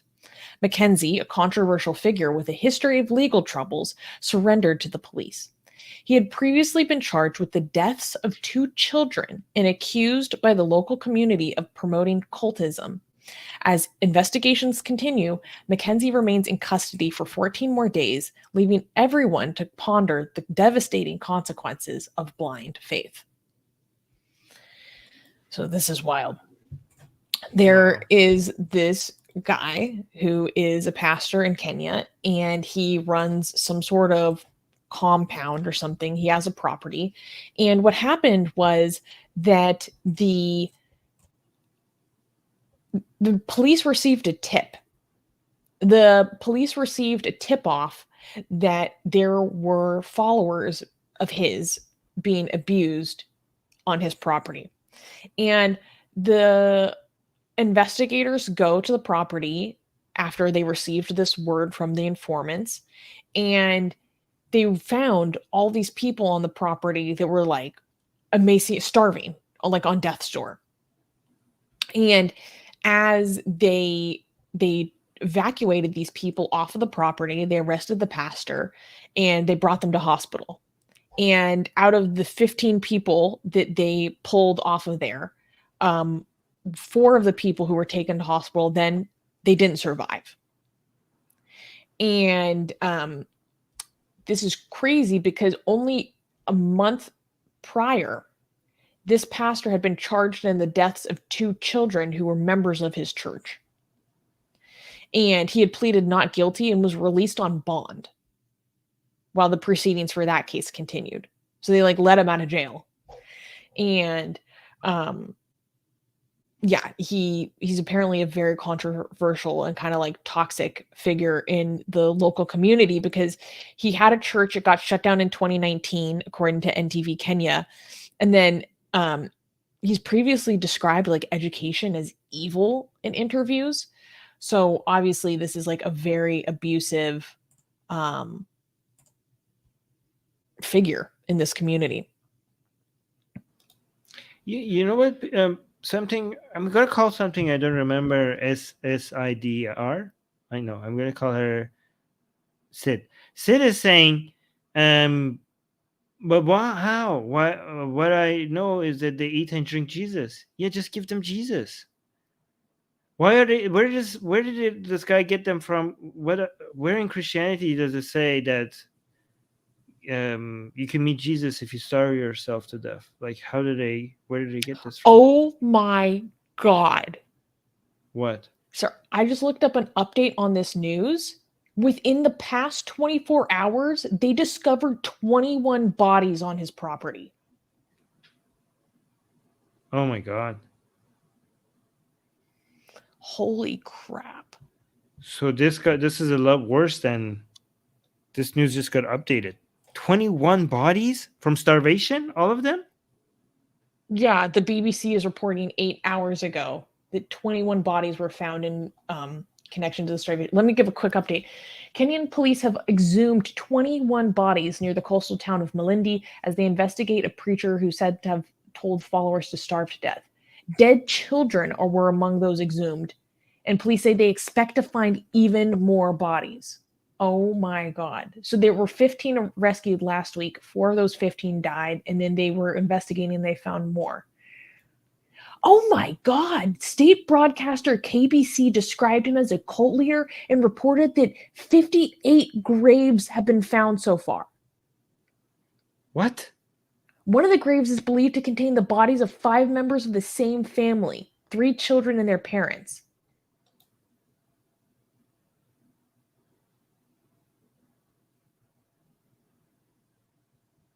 What the hell?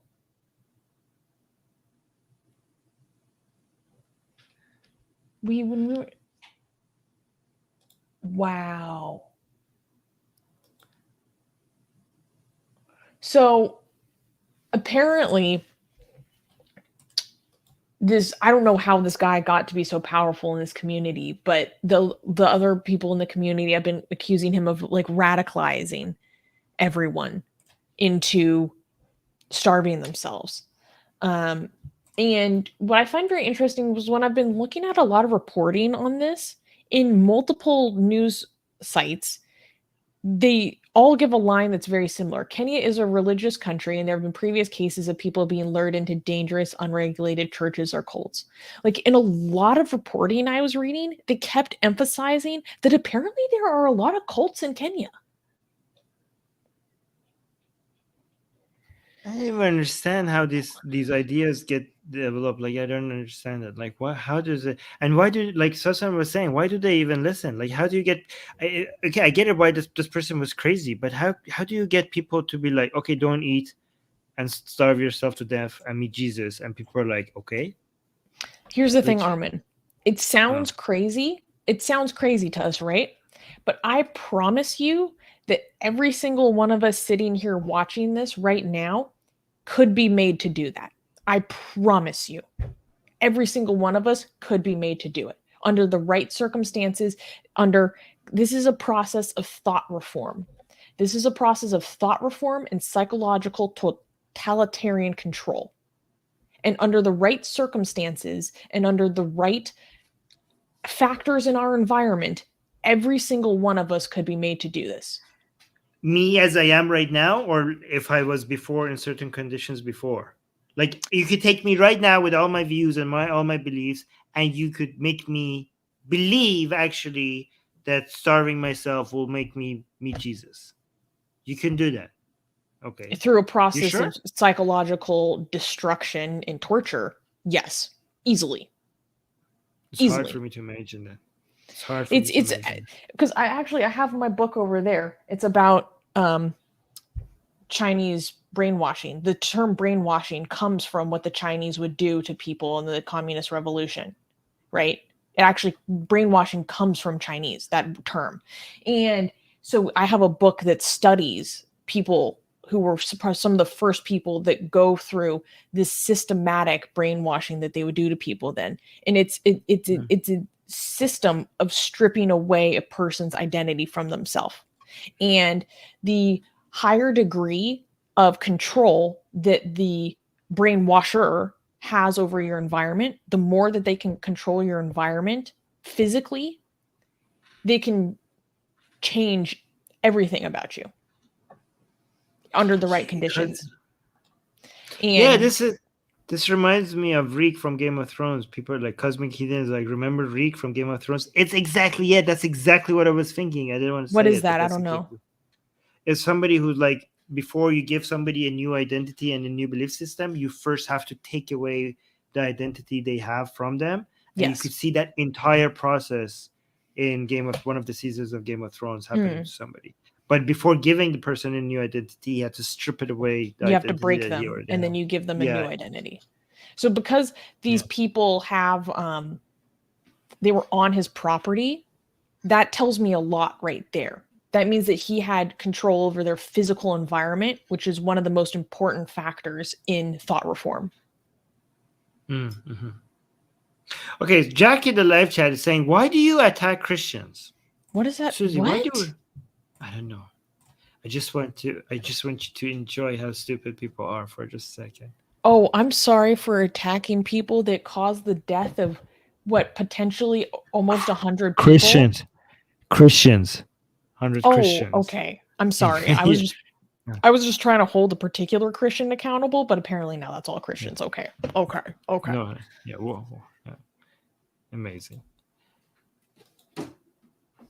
You know this person killed a whole bunch of Christians, right? Oh, you got the book? Oh yeah, good point. That guy actually resulted in the deaths. He caused the deaths of Christian children, but we're attacking Christians. Okay, we're actually maybe talk to the guy starving. Maybe talk to the guy starving Christians. We're actually defending Christians. Yeah, we're actually defending Christians against this evil guy. This guy is the victims of this guy are Christians. Yes. Wait. Newman is asking Susie, can you tell me the name of that book? Okay, this is by Dr. Robert J. Lifton. It's called Thought Reform and the Psychology of Totalism, a study of brainwashing in China. This is like the seminal text on brainwashing. This is like the foundation of kind of the study of this, right? But because Dr. Lifton interviewed survivors of Chinese brainwashing firsthand. This is a little bit heavy. It's pretty dense with psychological lingo. So if you want to learn more about how people are brainwashed or how indoctrinated, I would suggest this book, this is a book that literally changed my life. This book actually ultimately led me to Atheist Republic in a roundabout way. This is more for the common person. It's called Combating Cult Mind Control by Stephen Hassan. And this is way easier to digest and understand. And it taught me critical thinking in a totally new way and changed my entire life. So I would highly suggest reading Combating Cult Mind Control. This is an amazing book. Very interesting too. And it's written by a cult survivor. So Susie, I'm a nerd about this stuff. Advice. You're giving you're giving bad advice. Why? Because this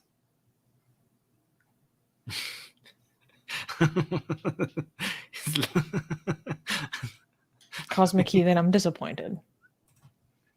Yeah. Okay, don't do this, guys. You have to use these powers for good. Yeah. Stephen Hassan, that's a very Muslim name. No, he's Jewish. All right. We should bring up the next news. Is the tragic news over? Can we have fun now? Can we please have fun now, Susie? Can you let us have some fun here? Yes, this next news is really funny, actually. Thank you. All right. Next news. Crying Virgin Mary statue exposed as fraud, and an Italian woman flees in response. We got some intrigue going on in Italy right now. In a captivating tale of mystery and intrigue, an Italian woman known as the Saint vanished from a lakeside town of Trevignano Romano after a private investigator exposed her Virgin Mary statue's tears of blood as a possible hoax. Maria Giuseppe Scarpulla claimed that the statue she purchased in Bosnia in 2016 wept tears of blood and communicated divine messages to her. The enigmatic statue attracted hundreds of devotees each month who awaited her eager revelations. Amid accusations of past bankruptcy fraud, Scarpulla collected donations through a foundation allegedly to establish a center for sick children. However, suspicions grew when an investigator claimed that the statue's blood originated from a pig. As the story unraveled, the investigator filed a complaint and requested that the judiciary freeze Scarpulla's bank accounts.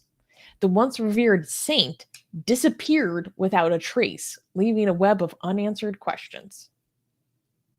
So let's recap.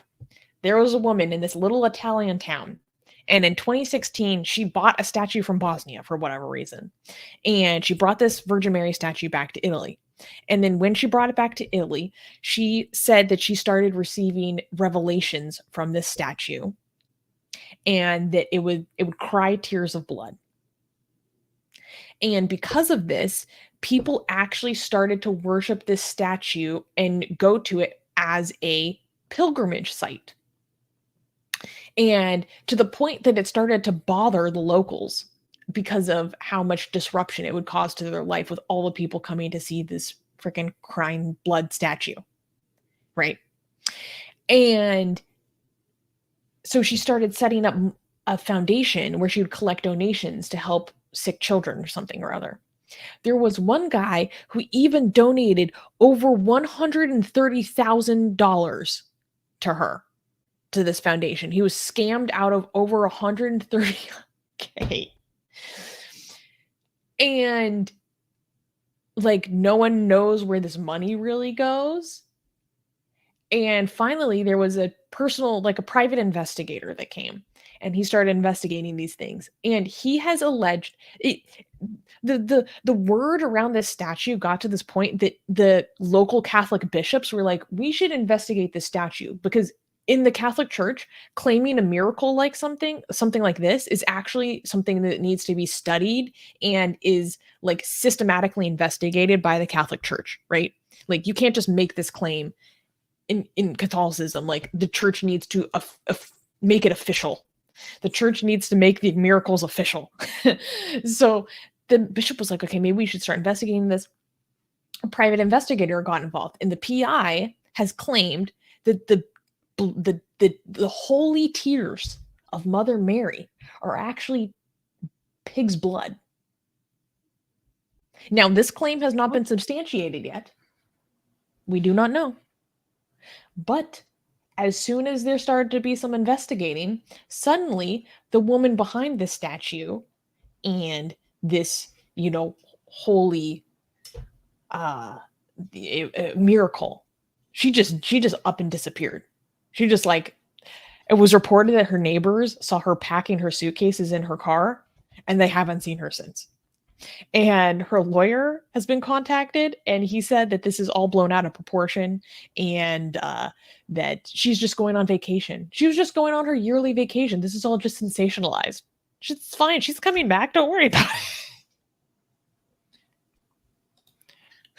it. Armin, what do you think of all this?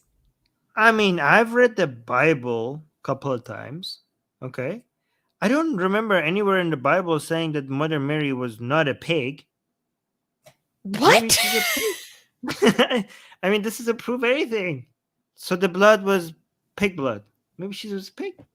No? What the hell are you saying to me right now? I mean, does it say anywhere in the Bible that Mother Mary was not a pig? Does it clarify that? It does not clarify that. That would certainly be a wrinkle if not only she was a virgin, but she was actually also a pig that gave birth to a human. I think that's the bigger miracle than the virgin birth. So yeah, now we learned it could be a double miracle. Oh my gosh. This is so funny. I don't know how to say this name. Veilstig saying, just another Bloody Mary. And C. W. Iblis is saying, are you sure she wasn't crying pasta sauce? Wait, why would she? That's racist. But why wouldn't she commit into human blood? Like she's a woman. She could just get some blood from her. Like how much blood do you need? Yeah. Mustafa's raising a good point. A Jewish woman crying pig blood sounds hilarious. You're right. That's not kosher. That's not kosher at all. That's oh not my kosher. Gosh. Yeah. It's so interesting to me. Like, I have such a hard time believing that this is still a thing. She started doing this as recently as 2016. 2016! Oh, wow. And people bought into this. How much money she's made? Italians, you could do better than this. I thought you were... What the hell? Okay, actually you can. No, I mean, yeah. So, how does it last this long? Good. Why do they get $100,000 in by one person? Do we need that? We need a statue. Crying. Can we make something? I know. Do I have anything that I can use around here? Yeah. We should have something. I could here. What if can I use this? No? That's pretty cute. I like that. I think your skull might be better, but we already use your skull for a gory stuff. Look at the little chipmunk crying. Look at guys, use super chat. Look at his shy. He's shy. Okay, does that work? No. It's not a chipmunk, it's a monkey. Oh, it's a monkey. Okay. I thought chipmunk just sounds cuter. You get a little monkey crying. Guys, use super chats and use the PayPal link in the below. Does that work? Oh my god. Okay, wait a minute. Donate or the monkey gets it. Is that can I some people? Guys, donate or the monkey gets it. PayPal link in the description, super chat, YouTube membership, and Patreon. No? Is that... Oh my god. Oh my gosh. Why do religious people have such an easy time getting donations, and we have to we also have because to it's donate, baked into the ideology, especially Yeah, if in Islam it's like, oh, if you donate to us, you're actually building your own house in paradise. I mean, if you believe in that, that's a pretty good gig. We don't have anything that convincing. We could make up something like an atheist hell or something. I don't know. My next show is going to start soon, so I need to. Okay, Yes. so we need to go through the next couple of news very fast. Hold on, let me get this one. Wait, we have some super chats that we missed. First of all, Numan is saying that yes, it does work. Thank you for the super chat, Numan. The monkey will now be spared. Yes, you saved the monkey. Yeah, and we also missed a few super chats from Gation American. Apologies, my friend. He's saying my surname says that I'm descended from dragon tamers. That's freaking cool. Wait, dragons and dragon tamers were gay Americans in China? Paste. Okay. And he also said, I think they want to lose themselves in trance. Oh, talking about the starvation. See, I think they want to lose themselves in trances. Mohists are anti-music because you can lose yourself in superstitious trances. Interesting. And we got another super chat. But Antoine saying, put the monkey down. I do. Thank you. Thank you for the super chat.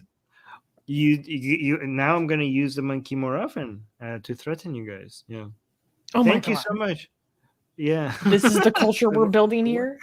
Yeah, it works. Look, it was working. So you guys, you negotiated with terrorists. That's not what you're supposed to do. But now I am encouraged to do this more often. This is why you're just showing him that it works. Yes. Oh my god. Okay. Can we clap for the next news? I mean, we don't like this, but it's not as bad as stuff before. So. All right. Next news.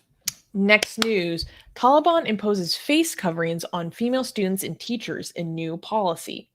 The Taliban has revealed a controversial Sharia-compliant dress code for Afghan school students, sparking outrage and criticism.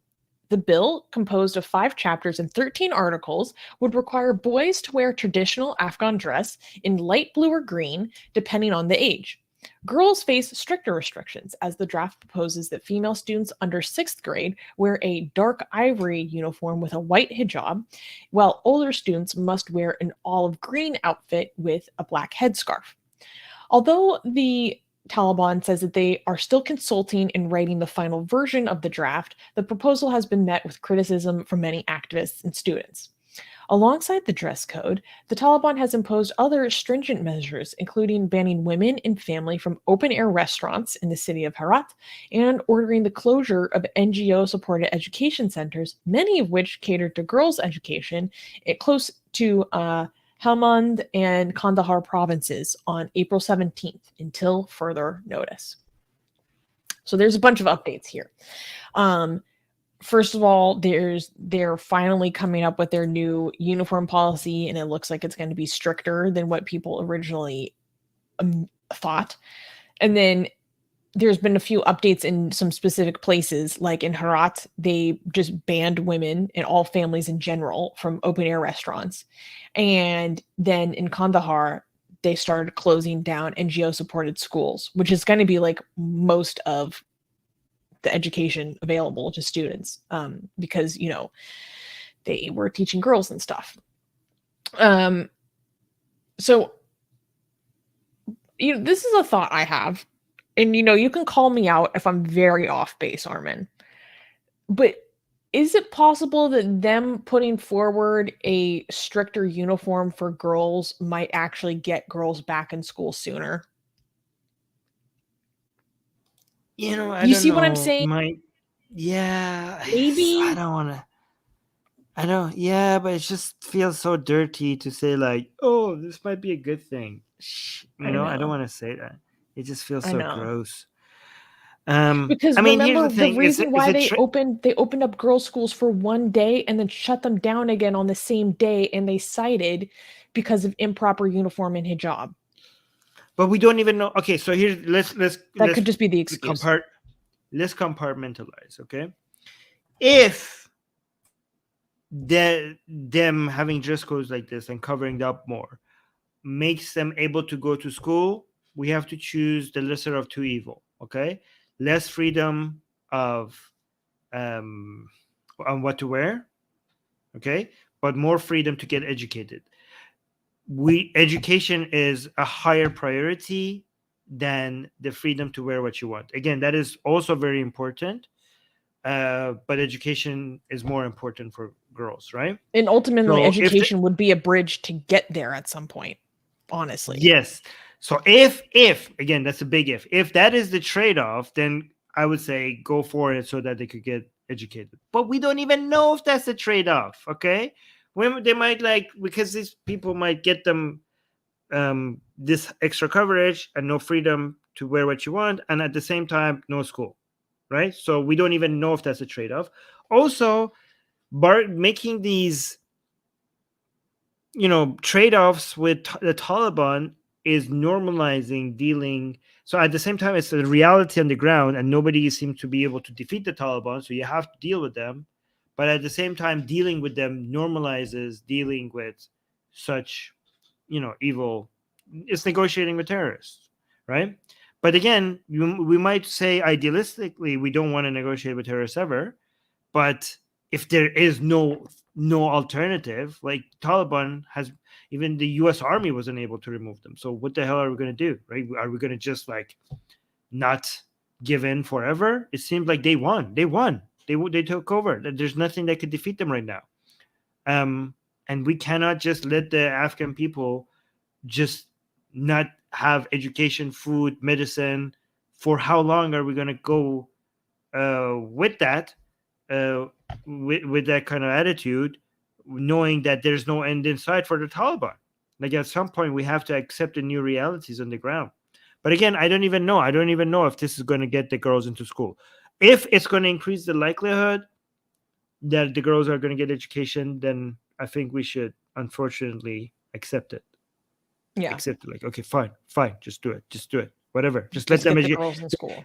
We are losing every moment, every month that these girls are not educated. You have no idea the hit, the financial hit, the potential for Afghanistan, the future of Afghanistan. Every single month that these girls are left out of school, it's a freaking tragedy. It's a disaster. And Afghanistan needs to invest in its human capital the most. It's essential for Afghanistan. And this is the education, and these are the resources that you're not going to get back. It's not like, oh, finally girls are getting educated. The months that you have lost are the months that you're never going to get back. Early childhood development and after, and all of this is so key to the country's future.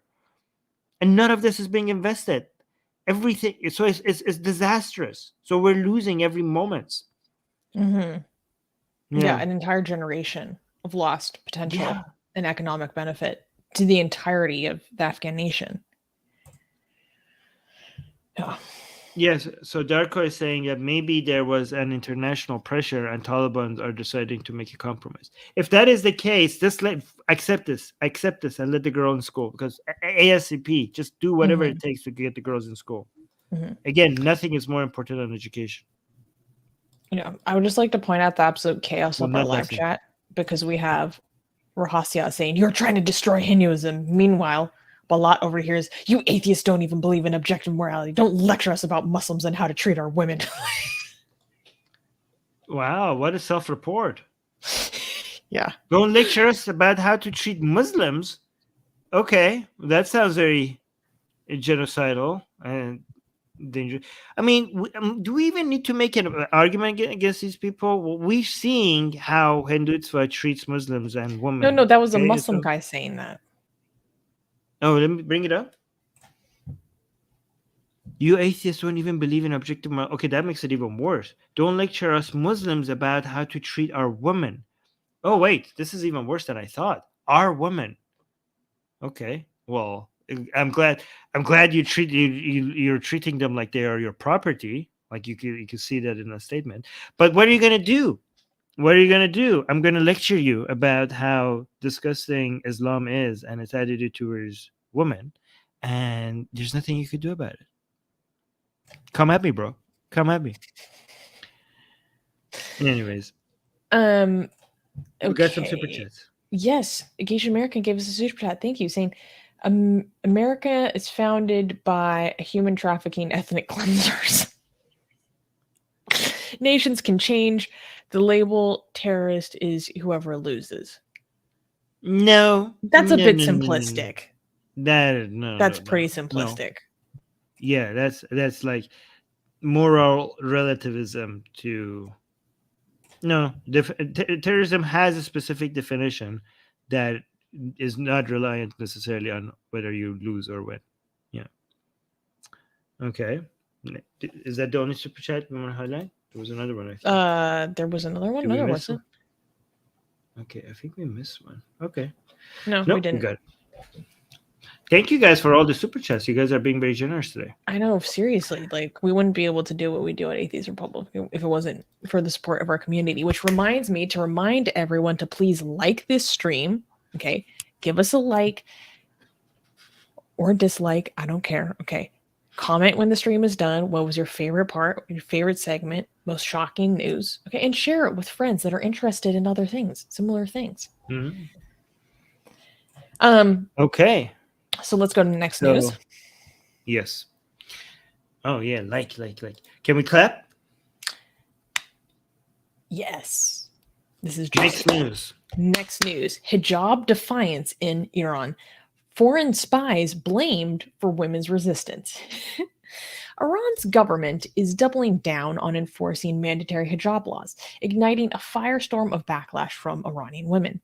In an effort to clamp down on dissent, authorities have proposed stationing verbal reminder hijab enforcement groups in Tehran metro stations, and even installing surveillance cameras to identify and penalize women in public.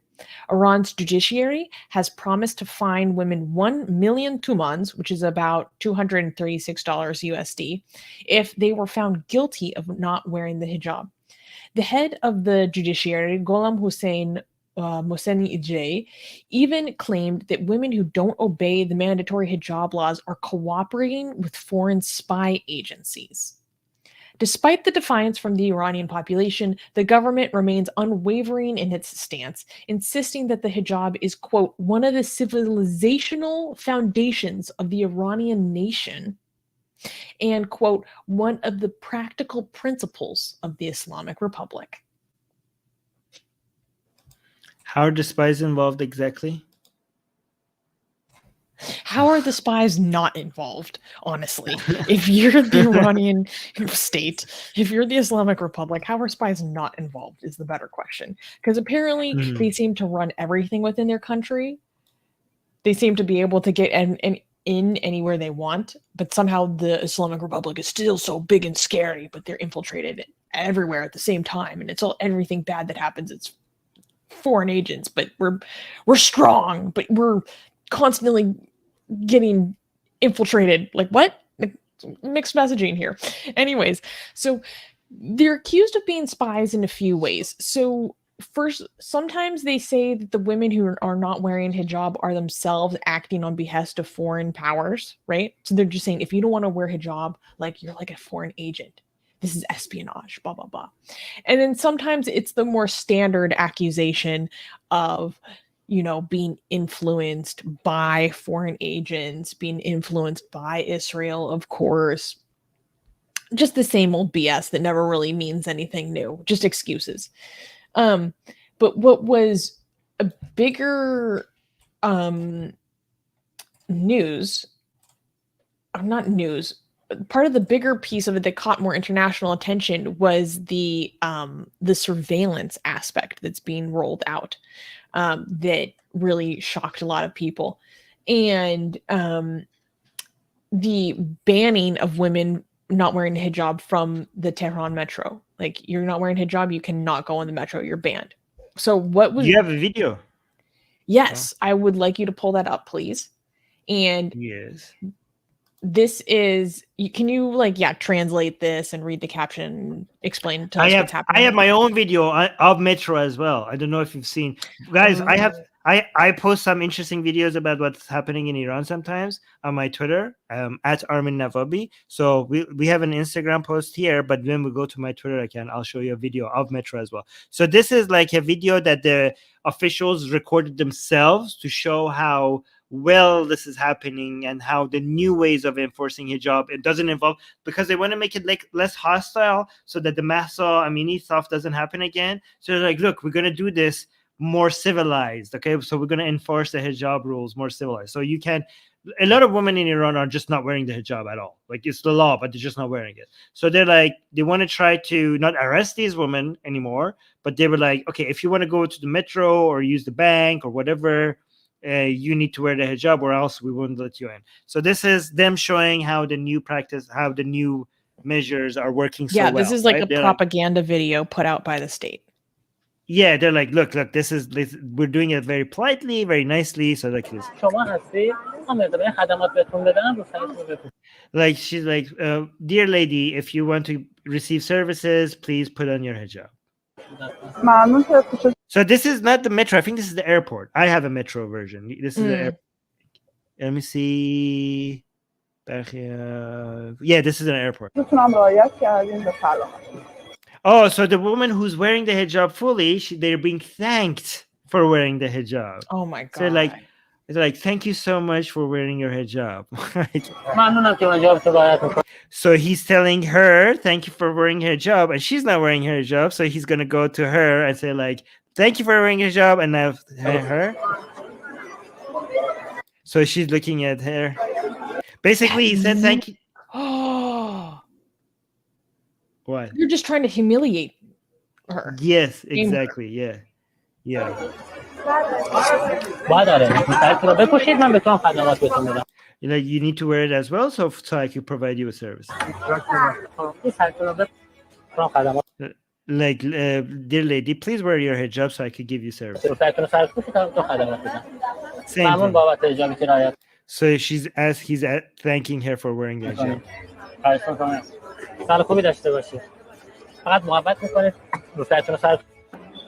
So it's like, please wear your hijab.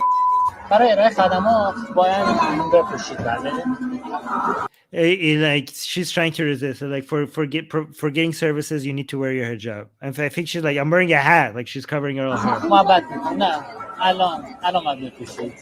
you have to do it now.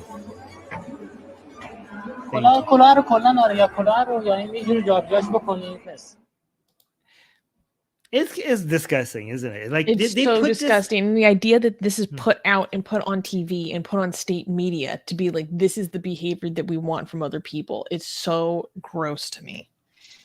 Yeah, Darko was saying that's so passive aggressive, and it's supposed to be like, this is so polite and this is so nice, blah blah blah. But we're here to like, you see how he's specifically looking at that woman and shaming her to the other people, right? That's what bothers me the most. So I have a better version. This is the metro. So now in metro, they're having people there standing and not letting you in unless you wear the hijab, right? So so these are in Persian. So if you come to my Twitter account, I give you a proper explanation of exactly what's happening. So my caption says, a courageous woman confronts hijab enforcement at a metro in Iran. Initially forced to wear a headscarf to pass through, she quickly removes it. So she passes, she puts it on to be able to go through the gate, and right after she passes, she takes it off again. She removes it to proudly display her hair, defying the enforcer's authority, telling him, "Look what beautiful hair I have." But she also swore at him a couple of times. I didn't translate that part, but look at the whole. Like, she called him Binamus. Look, like, Binamus. Look what beautiful hair I have. And then she said, "Takunet besuze," like, so maybe that so that your ass burns. It means it's basically like, so yeah, you get jealous. You know, look at my hair. So get jealous of how beautiful. You burn, like, with jealousy, yeah. Burn with jealousy, exactly. Wait, what does like, namus you don't mean? have. Namus means namus is something that we don't agree with, like, but namus. is the person that you have Teirat over. Anyways, it's complicated. So you're saying without namus. Okay. Yeah. Anyways, look at, so this is the guard. So she had to put her hijab, and she said, the woman who's recording, she's refusing to put on the hijab, so she's staying. She's not going to use the metro. The other lady put the hijab in, and she's like, like dirt be upon your head. So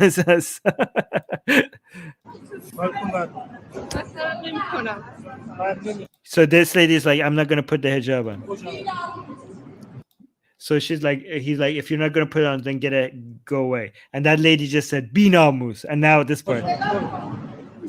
So look what beautiful hair I have. She's like, she walks through and then pulls it off. Yeah, she walks through and then pulls it off. Like, look what beautiful hair I have. And this guy is trying to knock off the phone off of the recorder's hand. This part again. Look at this.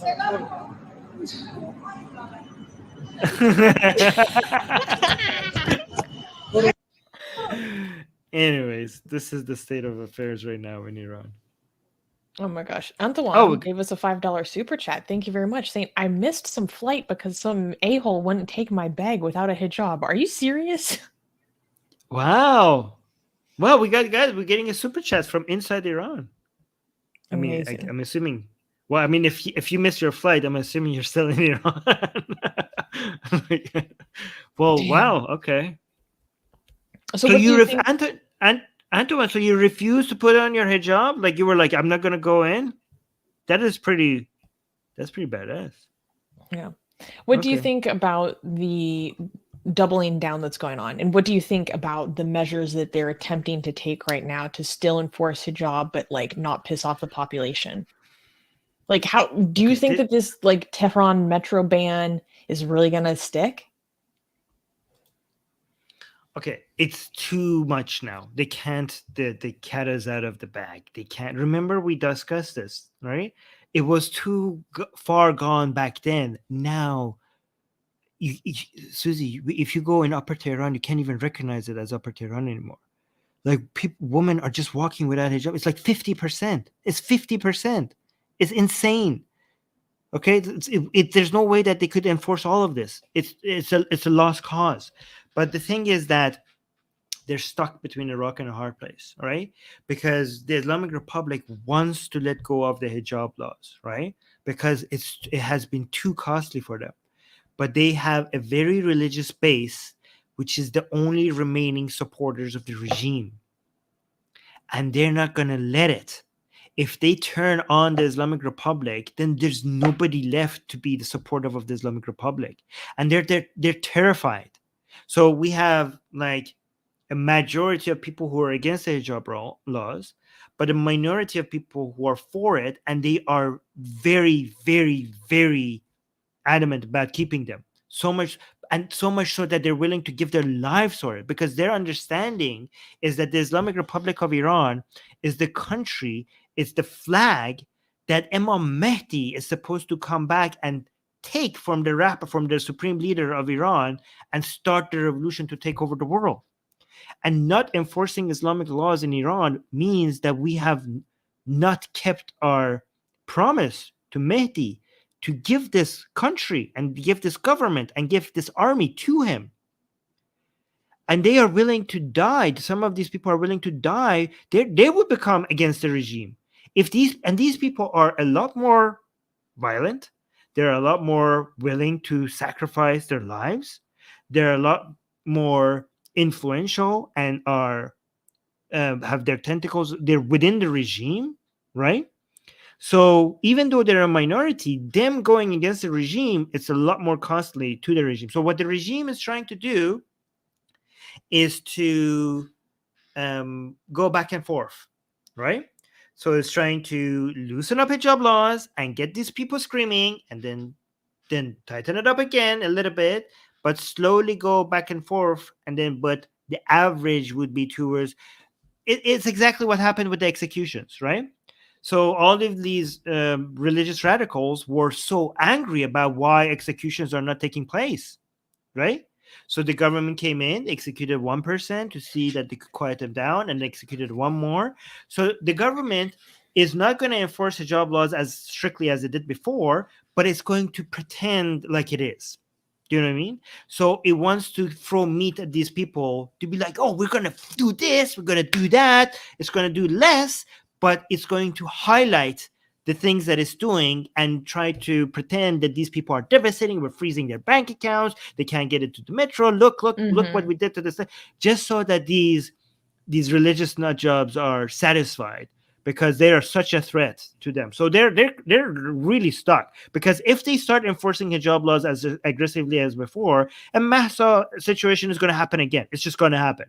And they were like, they cannot tolerate another Mahsa wave coming at them, because they really saw the end of them. They were so close. They were panicking.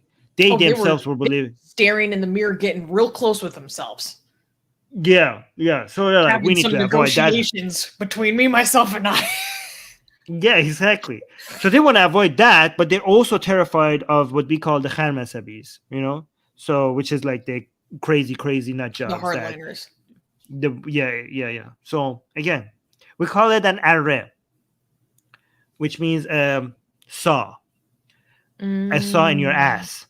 So when you have a saw, yeah. So we call it a saw situation, because if you have a saw stuck in your ass, okay, it's very painful, but you can't take it out, because if you push in, it's hard. If you leave it there, it's painful. If you pull it out, it's either whatever you do is going to be very painful, right? So we call it a saw situation, but another situation means like we have a saw up your ass and you don't know what to do. You have to push, pull, leave it there. Either way, you're stuck. Yes, you say in English we say stuck between a rock and a hard place. In Persian we say array. You have a saw up your ass. You just have a saw up your ass. That's what you say. That's so much better. Yo, yeah. Persian sayings and insults are some of the best in the world. They're so funny. We got more super chats. We got a couple more super chats. Oh my gosh! Oh, so she was saying $2. Yeah, Antoine with the joke. hijab at the plane was making a joke. Thank you for clarifying. And Asian Americans saying, why does Tehran have better trains than New York City? Well, I mean, it's a low bar. Yeah, because it's New York City. That's not a high bar. Yeah. That's not a standards. Come on. But thank you for the $2 super chat. Yeah. And then we got a $20 super chat. Wow. Do you want to read this? Thank you, Antoine. Thank you for the $20 super chat. Saying, I'm American. As someone whose parents went to segregated schools, I fully support these women and your channel. Oh, thank you. Keep up the great work. Oh. Also, leave the monkey alone, Armin. Okay. For this stream, now that I can't promise for future streams, but so far, right now, he's safe. He's safe. We've negotiated enough of a ransom for now. For now. By the way, his name is John Stuart Mill. Well, yeah, we definitely can't kill him off. We need him. Yeah. JSM. Yeah. So Cairo is saying, I like the stream. Can I visit the cookie factory? Yes. Everybody who likes the stream gets a key. Soha, gift this man or woman a cookie, please. Thank you. Or the key. Yeah. Thank you. All right. Can we clap for the next news? Yes, we can. Okay, next news. Next news, Armin Navabi appears on Talk Heathen. This is very exciting. So a lot of people in our community probably caught this, but I wanted to promote it to those who didn't. So many people would be familiar with the programming of the atheist community of Austin and probably their flagship show, The Atheist Experience. But the ACA also has a lot of different shows, and one of them is called Talk Heathen. And Armin was recently a co-host on Talk Heathen with our own Secular Rarity, and it was so much fun. So this happened last week, which is why we had to shift the Newsday one, because it was at the same time. But yeah, Armin, bring it up. Yay! This- So, guys, make sure to This go was so check much this fun. out. I'll put a link in the live chat. Tell me about your experience and what you enjoyed the most, Armin. I don't know.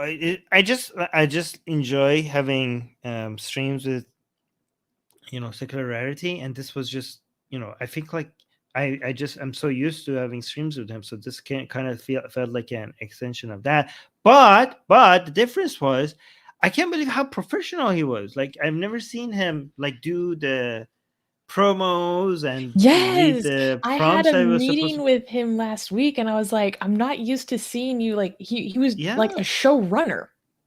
Yeah. Like he's I'm really like, good at okay. it. I was like, you did Yeah. he did a really good job. Yeah. Wait. Let's listen to the beginning just so that you see how he runs the show. It's pretty good. Welcome to Talk Heathen. Every week we hang out, we pray, we hold our crystals, we light our candles. We desperately would love some proof for any god whatsoever. Who knows? Maybe we'll get some today because the show is starting right now. All right. Hey, so that's hold on. Oh yeah. Hey. Look at. Woo! Hey. Today is Sunday, April 16th, 2023, and I'm your host, Secular Rarity, and joining me today is a good friend of mine, Armin Navabi. What's up, man? Hey, that was a very fun opening. I was laughing out loud. Anyway, so you guys should go watch it. The video is called Muhammad's Existence, Friendly Conversation and Falsifiability, Talk Heathen 07.15. So yeah, go check it out. We had a lot of fun, and I don't know if I want to say some other things, but I don't know if I can, because I don't know. I didn't ask them if I can say it yet or not, but I will tell you. Don't. That one. Yeah. Okay. But yeah, this was a lot of fun. But hey, ACA, this is amazing. This is what we grew up with, as little teenage atheists. This was the only show that we used to watch, and now I was on one of their programs. So that's awesome. Yeah. It was so much fun. I really loved watching you guys live last week. Yeah, you did? Yeah. The call-ins are fun. Yeah, that was good. Anyways, I really enjoyed it. Yeah. That was awesome. Okay. And before we end, we have one quick announcement. So guys, for those of you who listen to our podcasts on different platforms outside of YouTube, you know that we push our podcasts to a lot of different platforms. And Atheist Republic, me being in charge, I'm working with our budgets, I'm looking at our expenses and all this stuff, and I'm tightening the belt. I'm making sure that we're using the money given to us by our community as efficiently as possible. So to that end, I've made the decision to change the way that we do our podcasting so that we can save some money and put it towards our other programming, which means that our podcasting is not going to be available on some of the platforms that it used to be available on. So we used to be on SoundCloud. We'll no longer be on SoundCloud. So we used to, should I read the places where it used to be available and then say where it will be? Yeah, you could do that. Okay. Yeah. So we used to do this through Libsyn. We're ending our Libsyn. And so it used to be on iHeartRadio, Audacity, Apple Podcasts, SoundCloud, Spotify, Deezer, Amazon Music, Ghana, Player FM, Samsung, JioSaavn, Boomplay, Resso, and the RSS feed. So we're moving to a way of doing our podcasting that will be more efficient and save us some money for our organization. So now our podcasts will only be available on Spotify, Apple Podcasts, Google Podcasts, Overcast, Amazon, iHeartRadio, Castbox, Pocket Casts, Radio Public, Stitcher, and of course the RSS feed still. So if you listen to us on any of those previous platforms, I just told you where you can find us moving forward. Of course, you can always watch us live on video here. Just wanted to let you guys know that if you listen to us one way, you might have to shift to listening to us a different way. And that change will be implemented after this show gets published on those previous platforms one more time. So on those previous platforms, this episode will be the last one that we publish that way, and then they'll move to the new spots. If you have any trouble finding us, our podcast, the easiest place would be Spotify, I think, in the podcast form. So yeah, just wanted to make sure that all our listeners across our different areas are informed. They know where to find us. And yeah. I just want to say that Susanna is such an effective CEO. The fact that she goes in and tries to find ways to make the donations last us longer, because we have a lot of expenses, and she wants to make sure that every dollar counts. So, sometimes I make jokes about our finances, but you have no idea how much every time if I ask for, like, can we pay for this? Susanna, being the CEO, she goes through a lot of analysis because she wants to make sure that we're spending the money correctly. So when Armin asks me to pay for something, I make him work for it. I'm like, I want to see examples. I want us to know how we're going to use it. I would like to see some I'm like, Susanna, videos. I would like to see tutorials before. Like, I have to make her a report. Like, I'm like, Susanna, this software is going to save us a lot of money, I promise. So, like, you said that about that last thing like 2 years ago, and that did it. Well, like, yeah, but I made a lot of other good recommendations. Like, nope, I need to actually see you using it. We're not going to commit to this. And then if it did, like I have to show that it's going to make us money or save us money for her to approve. So, and she goes, I need to see a use case. Yeah, she goes after every dollar. She's like, what is this? Why did we spend this on here? Do we need it? Like, so she's really good at budgeting and keeping track of all our expenses. So thank you. The reason why I'm saying that is that you can know that your donations are not being wasted. Susanna is making sure that your donations are not being wasted. So there's that. So thank you, Susie. Armin is like, I know this because she won't give me what I want.